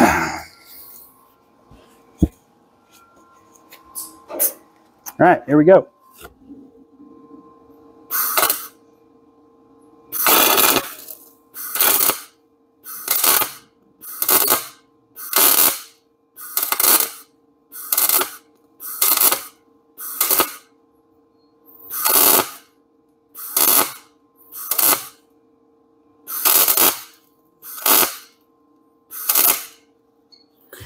Yeah, we might have a little too much heat there, but it might work.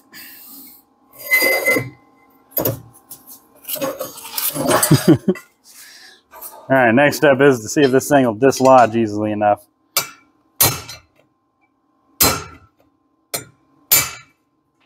Yeah, well, it broke out a good chunk. I think another little weld and we'll be able to knock that thing out pretty easy.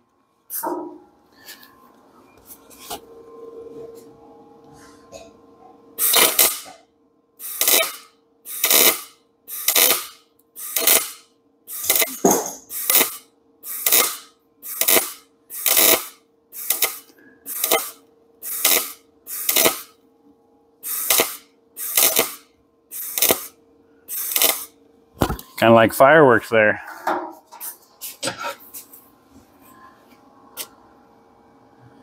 Yeah, it's like a powdered seat material. It's not very easy to weld onto. The weld doesn't want to stick to it, but it sticks to it enough to break it free. So we're living good.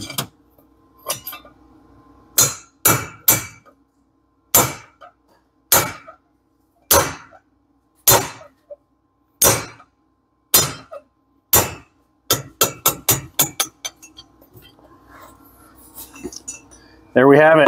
The seat's welded out.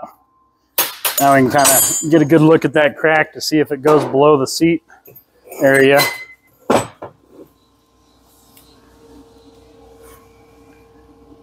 Oh yeah, looks like it continues on right there. This is going to be a heck of a weld job. We're going to have to put a lot of aluminum in there. But that's our video for today. Maybe we'll cover a little more on this in the future. But thank you for watching. Remember to subscribe and hit that like button and that bell notification button if you want notifications on all our videos. And remember, it's all in your head. Hi, this is Derek with Boise Cylinder Head Services. Today we're working on a GMC Envoy with direct injection. And what we're talking about is the valve coking that happens with direct injection. You can see it right here. These are the two cylinder heads we're working on. This is out of a 2016 GMC Yukon Denali. And this is the valve coking that happens from the PCV valve blowing air back through. It doesn't get washed out by all the gas from regular injection. And so it builds this stuff up, and then this stuff will fall off and it'll get into your valve to seat contact area It'll get into your rings on your block, score the cylinder walls as it falls off. It also will go through the valve guide here and climb out the valve stem seal, which is wearing down your guide and also wearing down your valve stem seal. Overall, it just depletes the length of time you're going to have this engine functioning properly. It really increases the wear having this valve coking on there. It's really just a problem with direct injection engines where you see this. Hopefully they'll get past this technology at a certain point. But the only real way to clean it out is to get in here, use a wire brush, maybe do a valve job where you clean up the valves or get new valves. And then you might have to do guide work and you know, refresh the whole head. But this is probably after about 80,000, 100,000 miles or so, and it really wears the stuff down. Anyways, that's all we have for our video today. Thank you for watching, and remember to subscribe and hit the like button and that bell notification so you get all our notifications on our new videos. And remember, it's all in your head. Hi, this is Derek at Boise Cylinder Head Services. We're going to be grinding some valves today on our quick-way valve grinder. The valves that we're grinding came out of a Subaru Outback 2008 VVT cylinder head.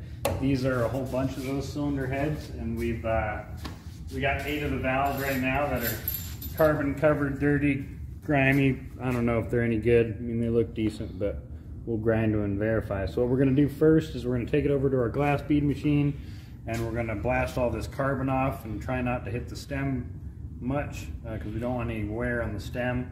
Then we are going to take it over to our valve grinder, grind the 45-degree angle on the valve, and then also grind the tip of the valve to clean it all up. Then we'll do a full inspection on them and deem whether they're worthy to reuse. All right, let's go to the glass beater. We'll glass bead these up. It's our glass bead machine. We're just going to pop our valves in there. Turn our machine on. It's going to get a little noisy, so we'll probably play some music or something. All right, here we go.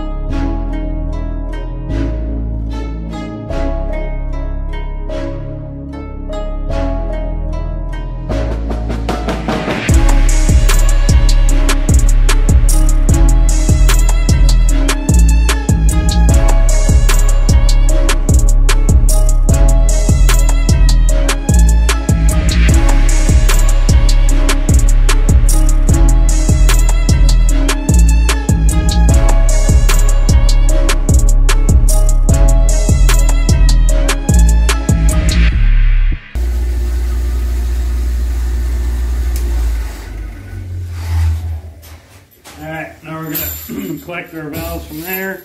We'll take them out back, blow the glass bead out of them. We're going to don't want any glass bead getting in our machine. Quick spray of water. Blow it off so it don't rust.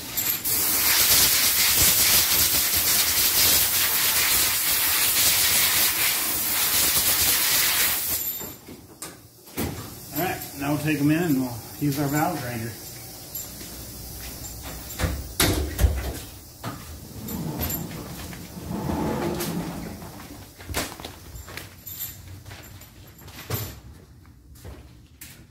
So this is the stone where we're going to be grinding the 45, and on the other end we're going to grind the tip of the valve.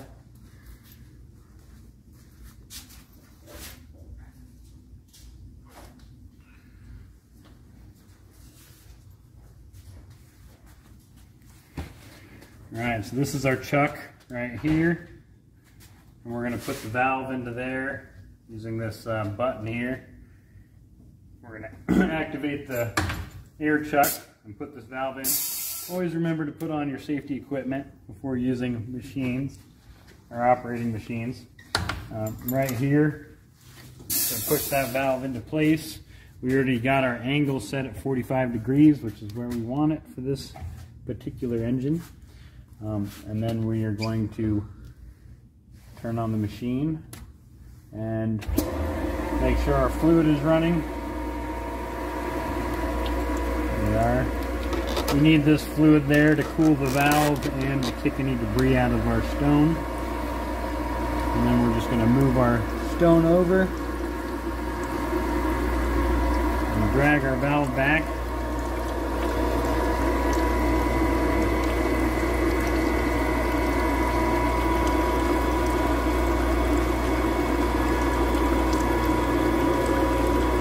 You should be able to see the 45-degree angle of the valve start cleaning up. I can hear it contacting.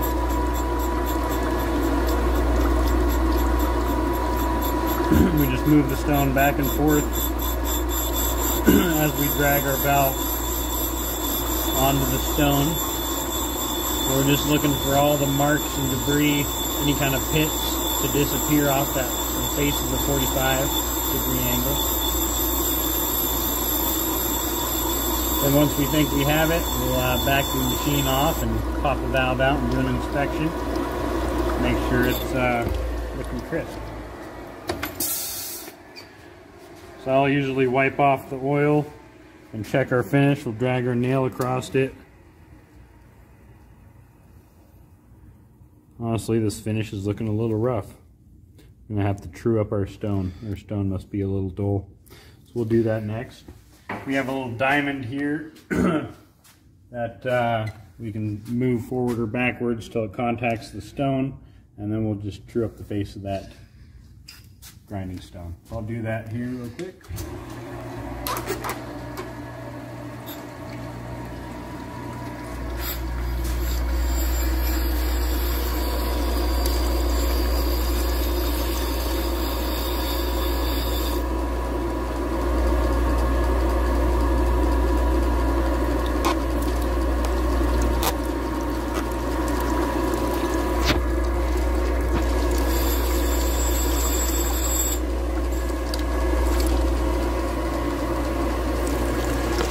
We're going to flush our stone in case there's any debris caught in it there. So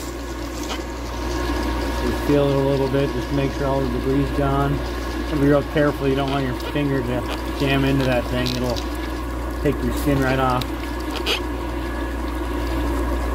Alrighty, now we should get a nice sweet finish. I'm going to touch that valve again just to make sure it's up to par.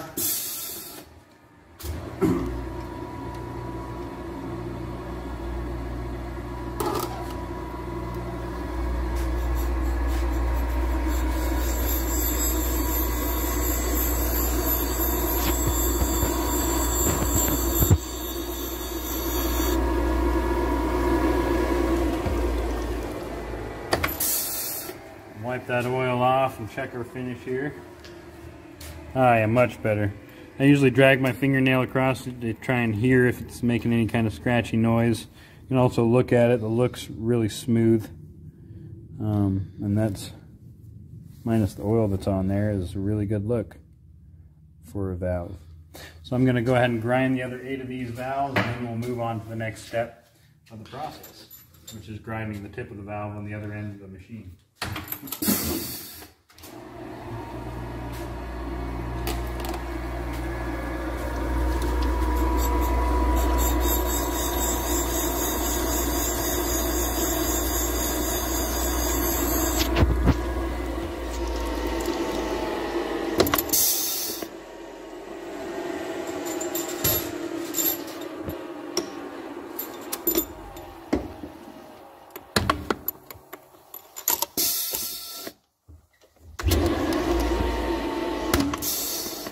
What happens if you get it in there crooked.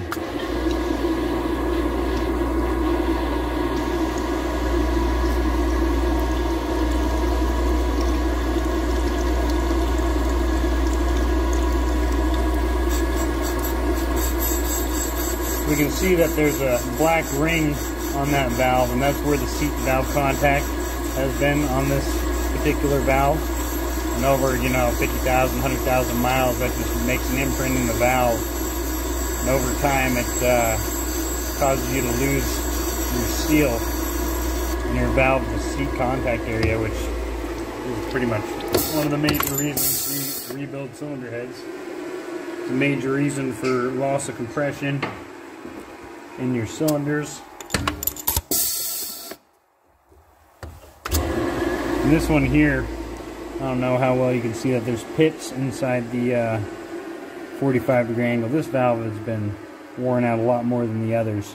So we got to be careful. There's a margin right here, and we wouldn't want that to be like a knife's edge, or even half that width would be a risky valve to use. So we'll check that as well on all the valves before we approve them.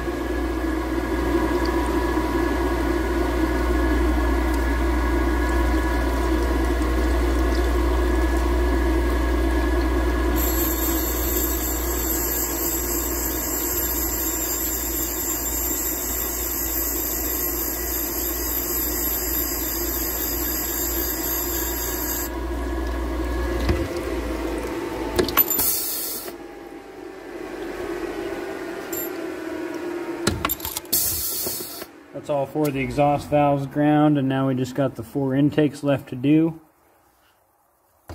They're a little bit bigger head diameter, so we have to back it off a little bit more so you don't ram the side of your stone into the valve. These ones tend to take a lot less wear, so it should clean up a lot quicker.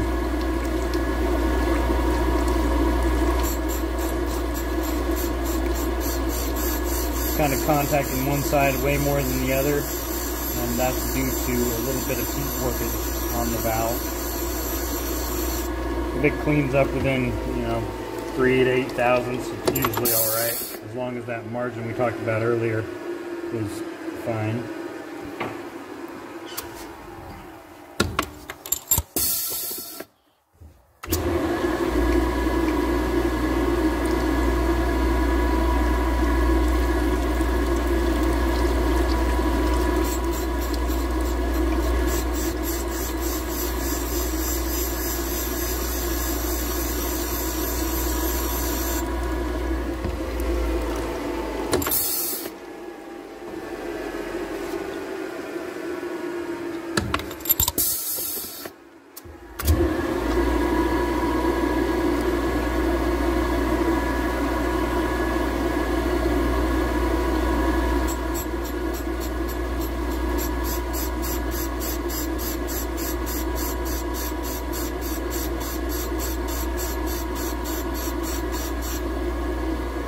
That one there seems to have a spot that's not clean enough like the rest of them. If you look right here, you can see it goes from shiny to dull. On about half the valve, it's not contacting. And that's probably from heat warp. If it was more extreme, I'd say it would be due to a bent valve. This one's more than likely heat warped. Either way, we're not going to continue grinding this valve because it's too far off from side to side. We're going to wear a lot more, have a thinner margin, and a wider 45 on this side before we even start to touch that side. So I'm going to condemn this valve. We're going to toss it in our recyclable bucket, and we're not going to reuse that. We got one more intake valve, and then we'll move on to grinding the tips of the valves. Another thing when grinding valves is we can control the rotation speed of these valves, how fast it's rotating around. And that, depending on how big your valve is, you want to go slower rotation speed so you can get a nice clean finish.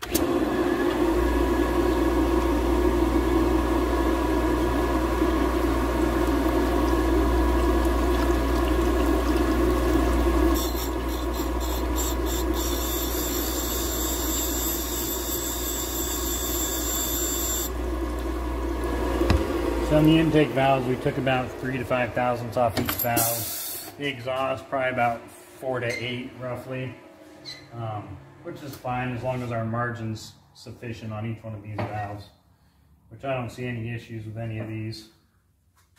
No pits in the surface. That's what we want to see to reuse a valve. So next we're going to use this side of the station. We'll let me throw this one in our recycle bucket here. We're not going to be using that one. So this is where we grind the tips of our valves right here. A lot of the times it's probably unnecessary, but we just like to make every valve as close to new as we can when we're rebuilding a cylinder head. Let's see. I'm going to set this valve in here, and we got a stopper that stops this valve right here, so we just push this valve in this groove all the way up to that, and then we can tighten it in place, and then we'll bring this stone up to touch that valve. See if I can turn our light around here. There we are. There we are. So just to where that stone barely touches the valve there. And then I'm going to use these two little locking mechanisms right here to lock our stone fixture in place. And hopefully that'll take maybe 1/1000th off the tip of the valve. Let's turn it on. We'll start grinding the tips of these valves. I'm going to flush this. You can see the gray coloration on the stone. That's from grinding valves before and a lot of material getting stuck in there. I'm just going to flush that out. You can see how it turns nice and clean blue. That's what we want to see. If we leave all that material in there, it'll leave a burn mark on the end of the valve, and it'll mess with the tempering of the steel and cause a weak spot that we don't want. I usually drop my fluid right about the edge of the stone there so that the valve can pass through it before and after. And that probably took about 1/1000th off of it. You can see the valve here, tip. It's really shiny. You can see the grinding marks from the stone. Not maybe, it's a little bright. Anyways, it's nice and clean. It's really shiny. That's what we want, super flat. So it's going to work ideally for contacting that rocker adjuster screw. So I'm just going to do that to the rest of these real quick. Then we'll have a full set of valves, well, minus the one. We'll have to find either a new valve or find another used valve we can grind. Luckily we have a lot of used valves for the build we're doing right now. So I'll just use a different used valve for this rebuild.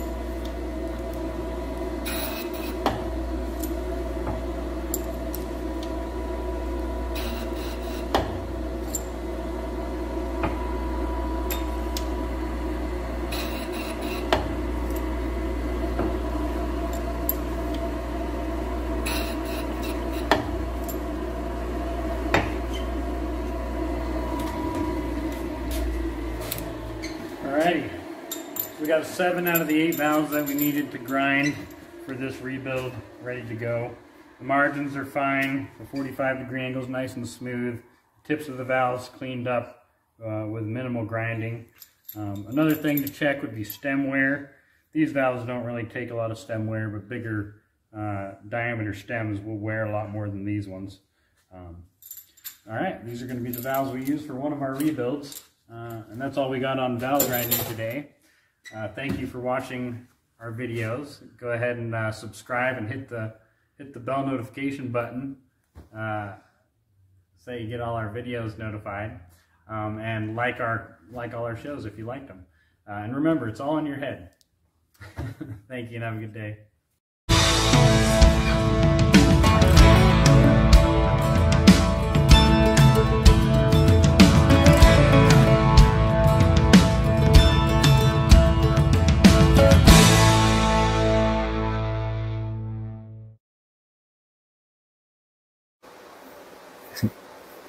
Hi, this is Derek from Boise Cylinder Head Services.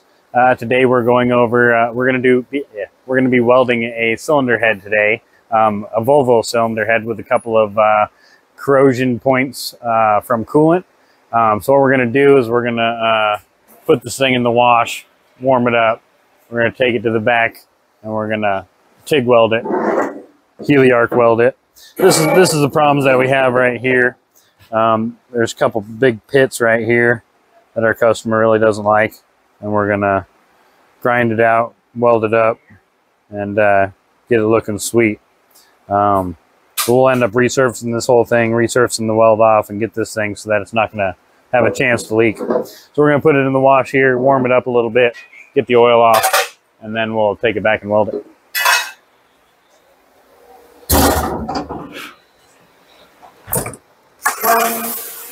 We got it at like 120 degrees, so that'll kind of get a little warmed up. If you have too much of a heat transition when you're welding it, it could crack the cylinder head from where it's too hot and too cold. It'll create a crack there. So we need it at a certain temperature at least to start so that we don't have any of those type of issues while welding it. It'll just take a couple minutes here to get this thing up to temp. But our customer came in and he had these corrosion spots right there that he's really concerned about causing a leak. So we're gonna fix that problem. Honestly, with something this old, we'd probably want to do a whole valve job, regrind the valves, you know, glass bead, clean it up, and that'd give us proper contact for a weld here. But you know, we're kind of just doing what the customer wants and just fixing the problem. At hand here. So we're gonna pull this thing out. It's probably good and warm now. The oil's rinsed off of it, and we'll weld it up.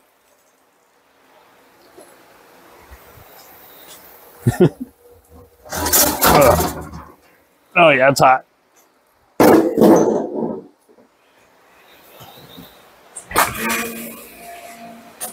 So I'm gonna blow some of the moisture off, but I don't want to blow too much on it because it's gonna cool down the temperature of the head.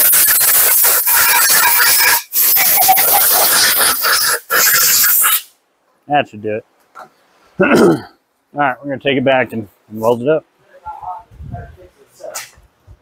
You found a hose or a T or something broken with that? Oh, yeah, they did fix it here.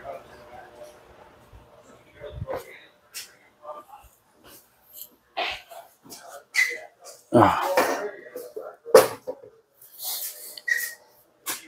right, I got to get our grinding tool so we can grind a little hole out in this thing.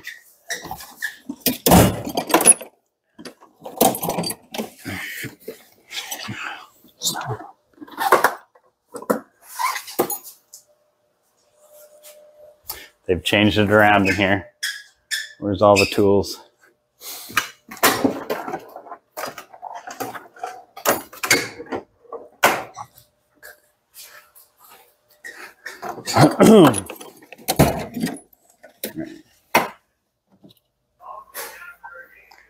All right, so we found the tool I was looking for. It's a little carbide bit here. We're gonna just take a few pieces out of that aluminum, clean out any.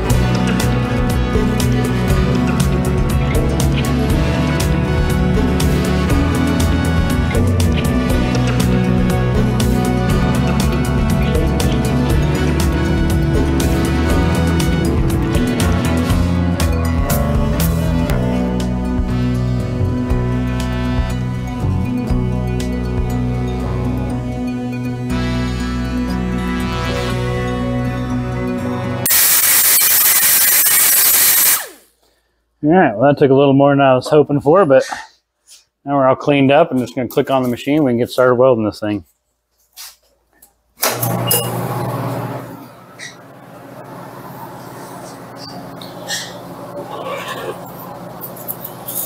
We got our aluminum rod here, gloves, helmet, should be everything we need.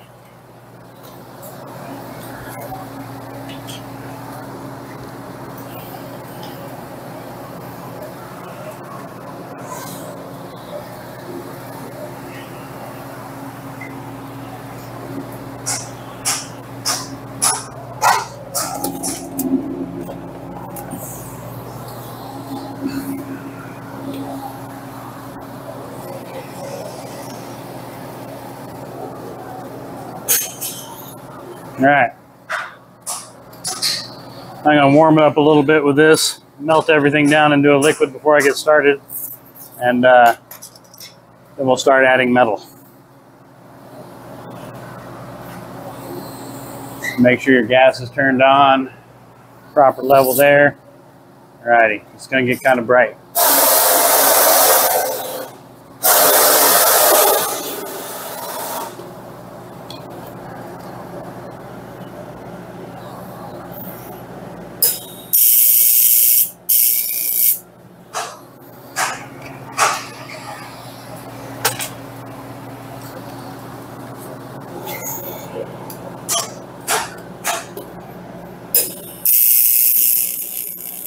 I know you told your friend you're not okay, and tell me what's wrong and why you never said you felt that way. And guess you're trying to stay strong and fake a smile until I look away. But I've known you too long, it hurts to watch your blue eyes fade to gray as you fade away, as you fade away. Yeah, I'm about to fade away, cause every time I wake up I feel like it's Monday. Something's going wrong with all the chemicals up in my brain. All of a sudden I don't look at anything the same way. Gotta build up of my thoughts sitting in an ashtray. I'm sorry that I'm so inconvenient, okay. Just let me be me and I'll stay out of your way. I can see the way you look at me, I'm such a disgrace. I never really asked to be brought into this place. You wanna love me? Well then baby I have a taste. All the highs and the lows, no you'll never be the same. I don't really wanna hurt you but I can't control the pain. If you're sticking by my side maybe we could be okay. Okay, maybe you could be the change I need today. I promise that I've never felt this way. I really hope that you will choose to stay through all the pain. I know you told your friend you're not okay, and tell me what's wrong and why you never said you felt that way. And guess you're trying to stay strong and fake a smile until I look away. But I've known you too long, it hurts to watch your blue eyes fade to gray as you fade away, as you fade away, as you fade away.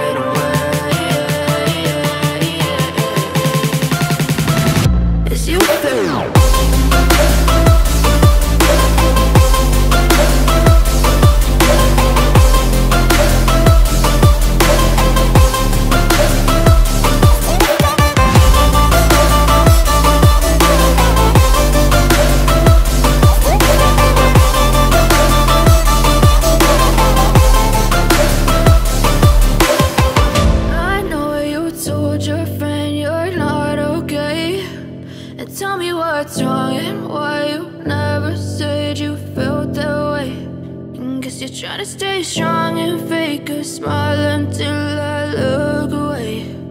But I've known you too long, it hurts to watch your blue eyes fade to gray.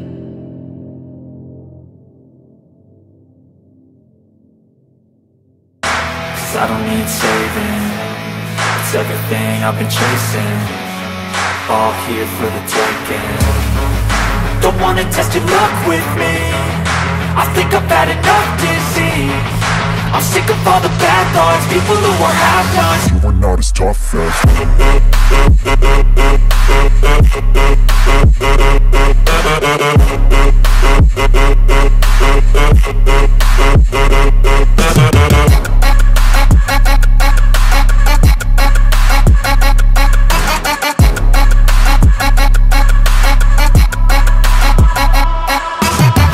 I'm back, you know that I never left. I got tracks and some music that you never guessed. I don't slack, don't lose, learn your lesson yet. When I get to choose what I do, I'm like a weapon. I'm not sharp as many, but got hard. I'm ready to change scars to envy, to win large and plenty. I like to play fast, never change back. Calling out, I'll pay back, cause I'm great at that. Oh, you cannot save me, cause I don't need saving.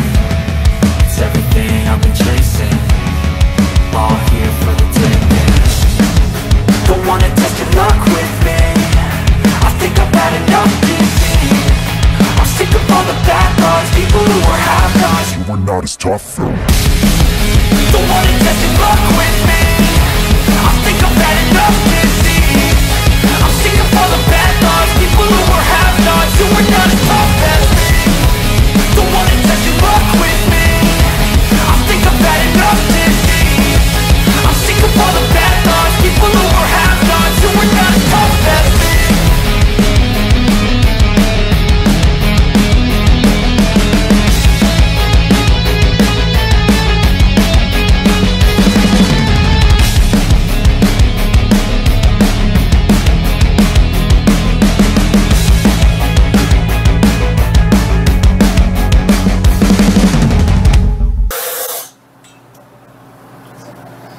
So that could have been a little prettier, but it turned out pretty sweet. I'm going to flip it over so the heat kind of draws out of the cylinder head into the table a little bit.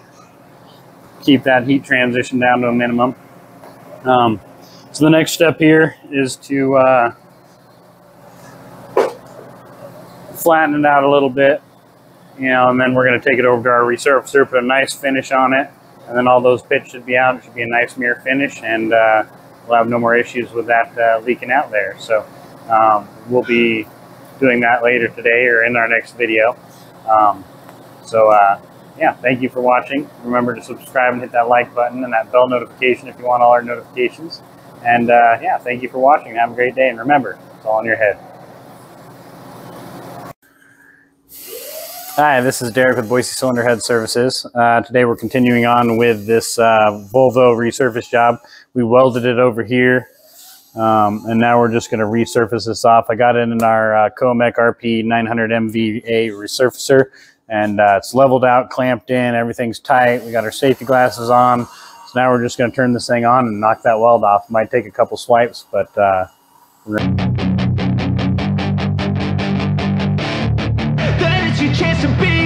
Hey kid, don't ever let them get inside your head. They'll tell you what to do in life instead of everything you know that you could get. Don't let them guide your life towards regret. I'll fight for what I love with every breath. My past is filled with things I won't forget. I use them all to push me to my best. So treat the worst of times just like a test.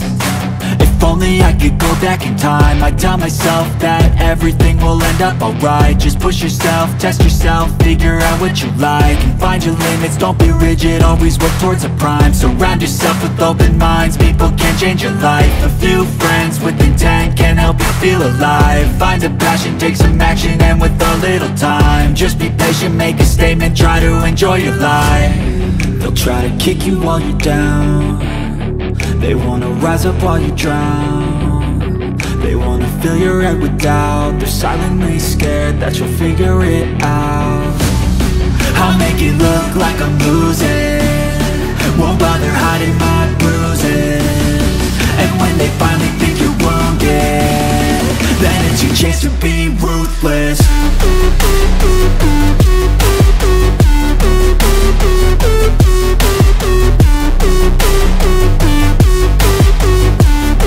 Then it's your chance to be ruthless.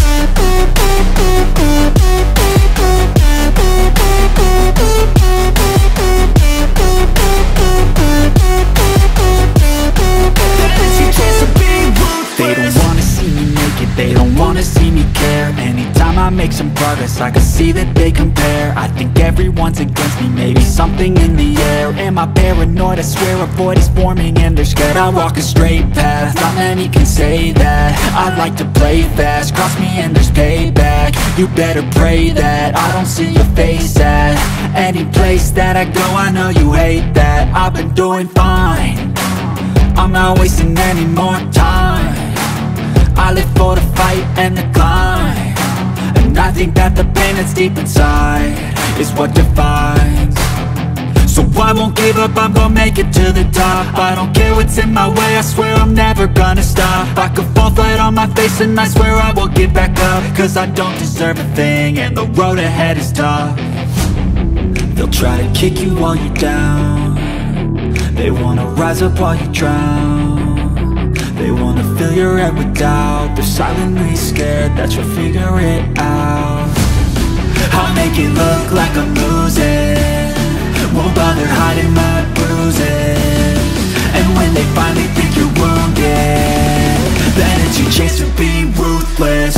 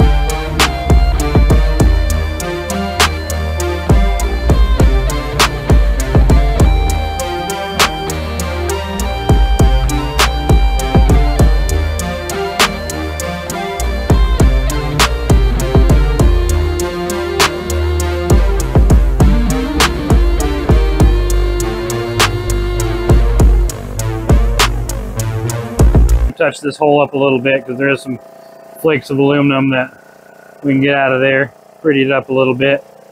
But yeah, that's pretty much all we got for this cylinder head. Sweet weld job, turned out pretty great. All right, well, thank you for watching this video. Remember to subscribe and hit that like button and that bell notification button as well if you want notifications for all our videos. This was our weld job for the day, and thank you for watching. Remember, it's all in your head. Hi, this is Derek from Boise Cylinder Head Services. We're going to tear down these two Subaru heads. They're out of a single overhead cam Subaru, well, out of a Subaru Outback 2008 with the single overhead cam, variable valve timing, VVT deals here. So we're just going to pull the springs first, get the valves in the basket so we can get them cleaned up. We're going to pop this cap off and look at the cam bearing surface and kind of look over the whole thing and see what needs to be taken care of in this rebuild. So over here we got our machine where we take out our keepers, and we're going to do that now.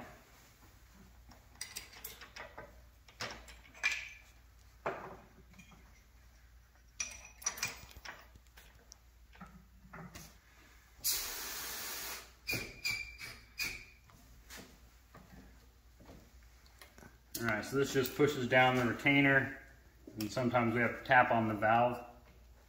But yeah, always remember to put your safety equipment on. It's very important to have safety equipment. You don't want to poke your eye out. So alright, this thing here goes down and touches the retainer. This is the retainer. So you got the keepers in there and then the valve stem in the center. There's a groove on the valve that the keepers lock into, and there's an angle on the keepers that lock this retainer against the keepers, against the valve, and holds everything in place. So this thing is going to come down and compress the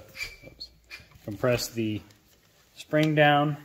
Sometimes the valve will just dislodge there up by the keepers, which is ideal for taking it apart. It makes it easy.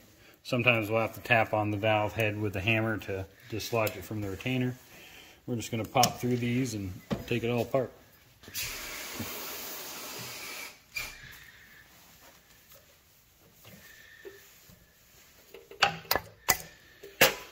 That one we had to tap a little bit with the hammer, but they're not crazy worn out. Sometimes you really have to tap on it to break them free. Doesn't seem to be the case here.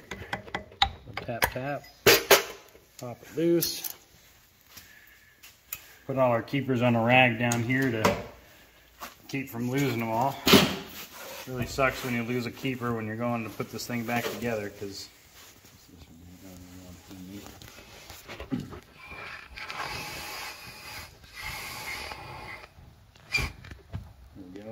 that pushes the valve out. We can tap on it with a hammer, just lightly tap on it. You wouldn't want to bend or break a valve.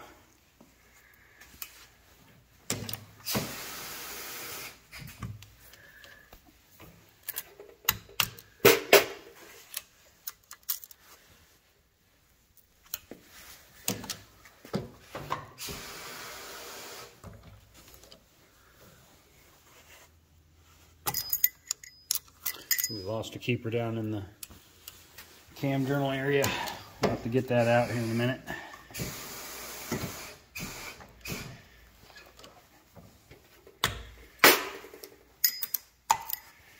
Alright, we got all the keepers dislodged from this head here. All the springs will just pop right out. Maybe some of the valves too. So the valves, over time they'll pound against the seat and they seal for 100, 150,000 miles or so. But as they do that, the seat contact widens out and it causes pits from the exhaust gas and the heat that's blowing by it. And over time it'll wear that out to the point where it won't seal.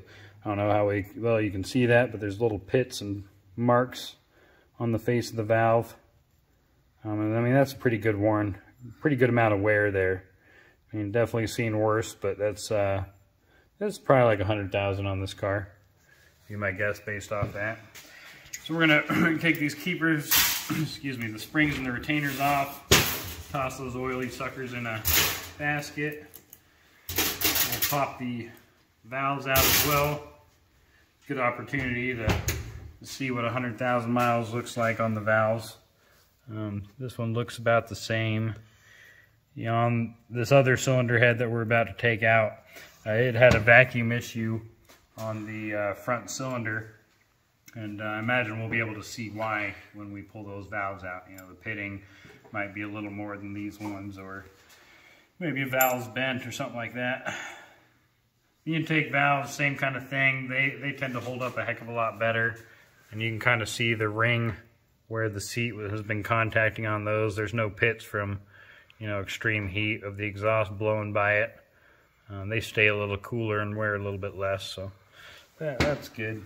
In good shape. Pull the other valves, take them out. We get a good chance to look at the seat here and see what's going on with them. Sometimes seats will pound in really dramatically where you can catch your edge on it and it's just completely wasted. It's not going to seal, that's for sure. Subarus, they tend to hold up pretty well. The turbos not so much, but these single overhead cams hold up fairly well. You can see the kind of pitting and holes on the seat here. That's the same kind of wear we were seeing on the exhaust valve. It happens on the seats too. But that's just wear over time. nothing that will prevent us from rebuilding this head, that's for sure. All right, so I'm going to go ahead and whip this other one apart real quick on the machine, and then we'll take off the cam cap assembly.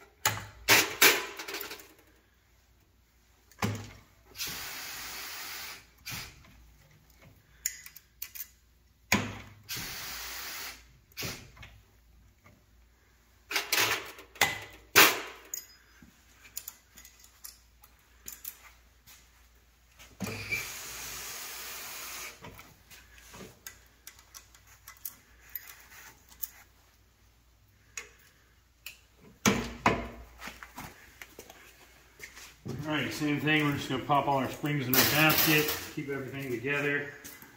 I mentioned how I lost a keeper in this head. I lost 2 of them on this one inside the cylinder head.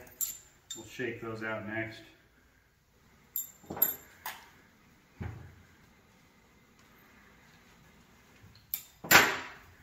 This is the cylinder that we were having those low vacuum numbers on. I'm going to look over the valve seat and see if there's any big signs of issues. There's kind of an edge here where you can feel on both sides of that seat where it's kind of got a carbon buildup. That could be part of the problem. It does look like there's some pitting and the whole thing's a little blackened. So we're probably just worn out beyond those other ones just a little bit, to the point where the seat to valve contact is kind of getting a rounded edge instead of a nice solid flat to flat surface. And that's going to cause some bad vacuum there. Usually, you know, the exhaust flames are going in here, and if it can blow by, it's going to burn that seat and make it weaker, and sometimes it'll burn a valve, which is, it'll like carve a hole into the side of it with the heat like a plasma cutter. Alright. We're also going to put all our valves in this basket, clean those up, glass bead the carbon up, and grind the valves to see if they're in good enough shape to rebuild. Next time, let's take a look at these seats as well. This is the problem cylinder right here. I don't see so much of an issue on this seat here, but this one you can definitely see some blackened areas, some pits. It's definitely not the worst ever, but that's definitely the issue we were seeing with the vacuum check gun in our last video. And that's something that we'll fix during the rebuild. I'm going to pull these valve stem seals off. They're a little crispy and hard. They should be pretty malleable rubber there. But I don't know if you can really see. If I poke this thing, it doesn't really move. It's hard. It's not quite crispy, but it's getting there. I mean, that's a good sign of something that's like 100,000 miles on it. You know, these things just wear down and go beyond their life. I mean, we sell blue Viton valve stem seals that hold up to a lot better heat and last a lot longer than these polyurethane valve stem seals that come with a factory head. But yeah. All right, we're going to pull these valve stem seals off. Pull the spring shim out from the bottom of the spring area. And then we can pull off this cap and take a look at the cam, see if there's any damage we couldn't see from our earlier pre-inspection.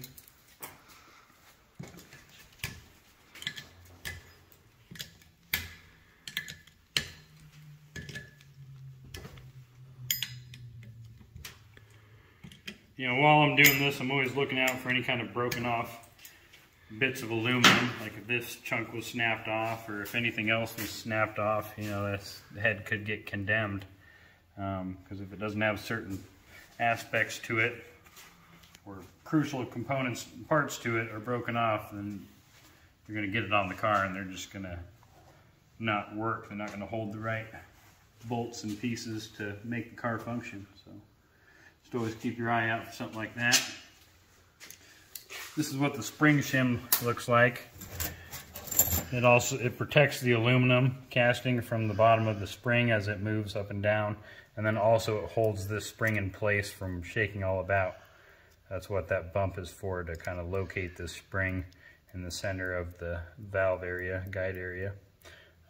We're going to pull all those out. Then we can pull this cap off.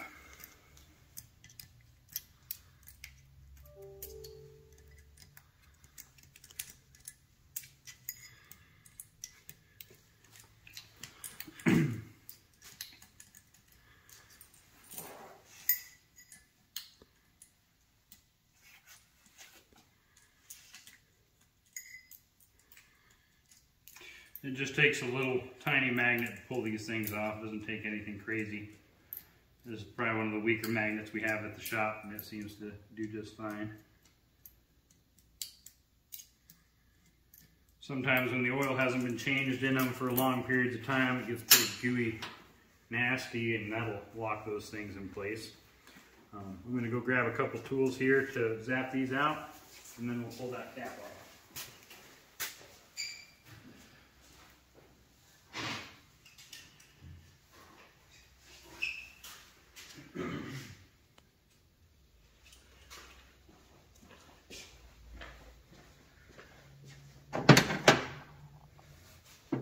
This takes a Torx bit, a TP40 that fits into these bolts here. There's 6 per head, and then a let's see, a 5mm Allen.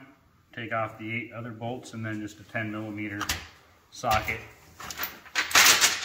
Take off these front 2. Take those front 2 off first.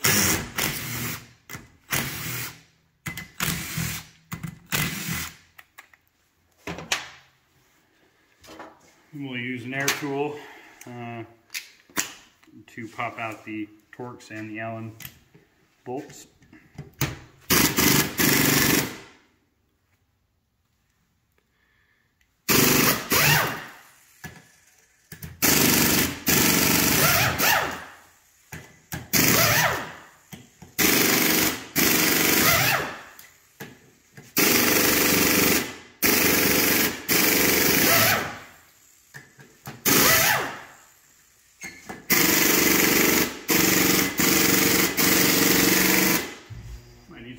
Heavier duty.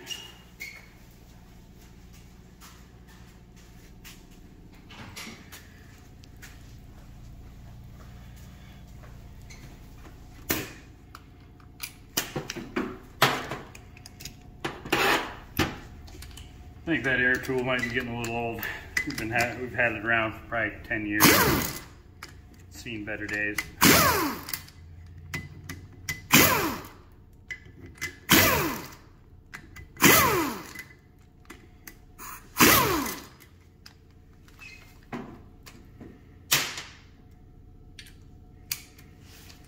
Now on to the Allens. There's 8 of these. Pop all those out.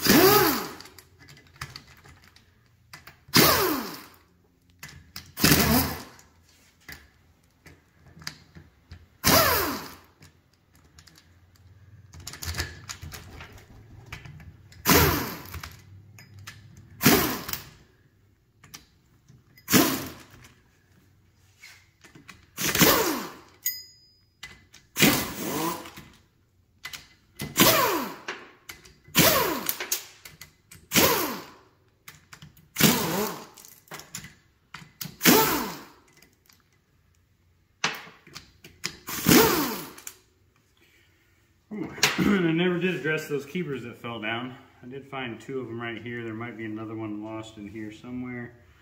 We will hopefully find that last one. Now I'll just pull all these bolts and I'll stick them in a basket as well. We'll clean them up, get all the dirt and debris off of them.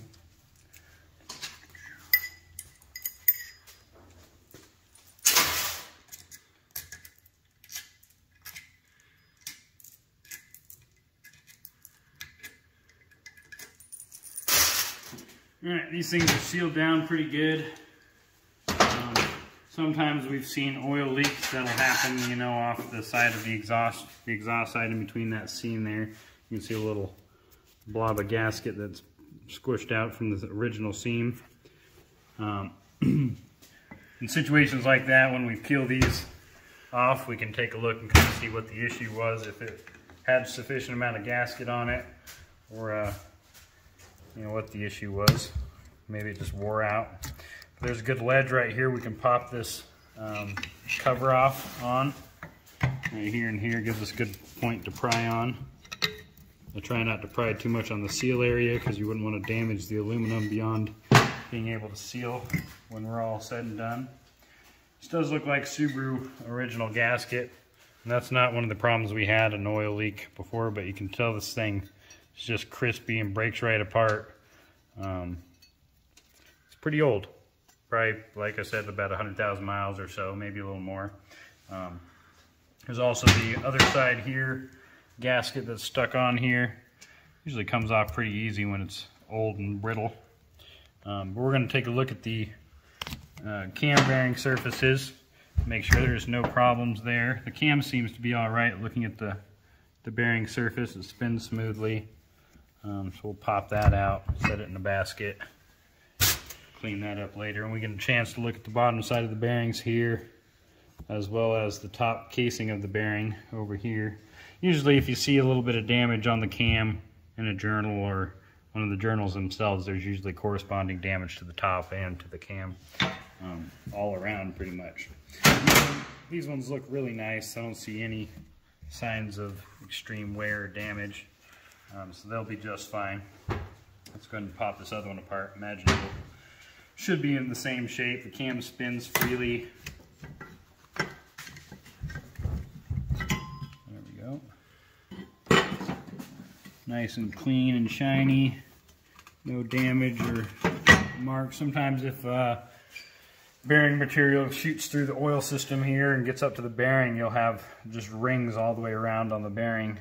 You can usually scratch it with your finger and you'll just, you know, you can hear it like scratching a bastard file or something. Or a record. Cam looks good. There's no damage to the lobes. Everything looks pretty sharp. Pop that out, put it in our basket.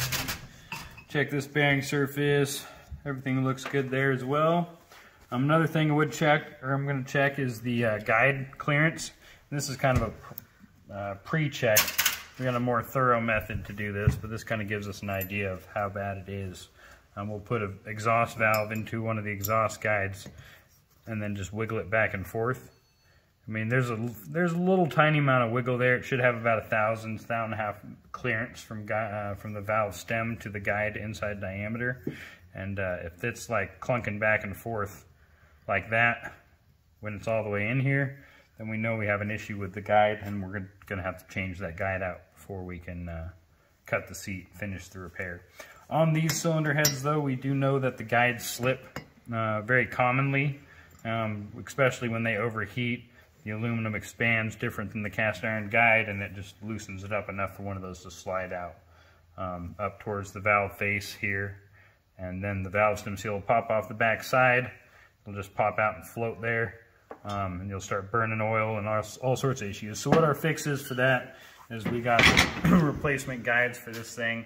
It's like 2/1000ths difference, oversized guide diameter, outside diameter. So we'll just change out all the exhaust guides on pretty much all the single overhead cams that we do. But that pretty well concludes our video on tearing down this cylinder head. We're gonna have to clean up all the parts, grind the valves, and move forward with the valve grinder to rebuild these heads. But anyways, thank you for watching this video. Go ahead and hit our subscribe button. Like it if you liked our video. Hit our bell notification button so you get all our notifications. And remember, it's all in your head.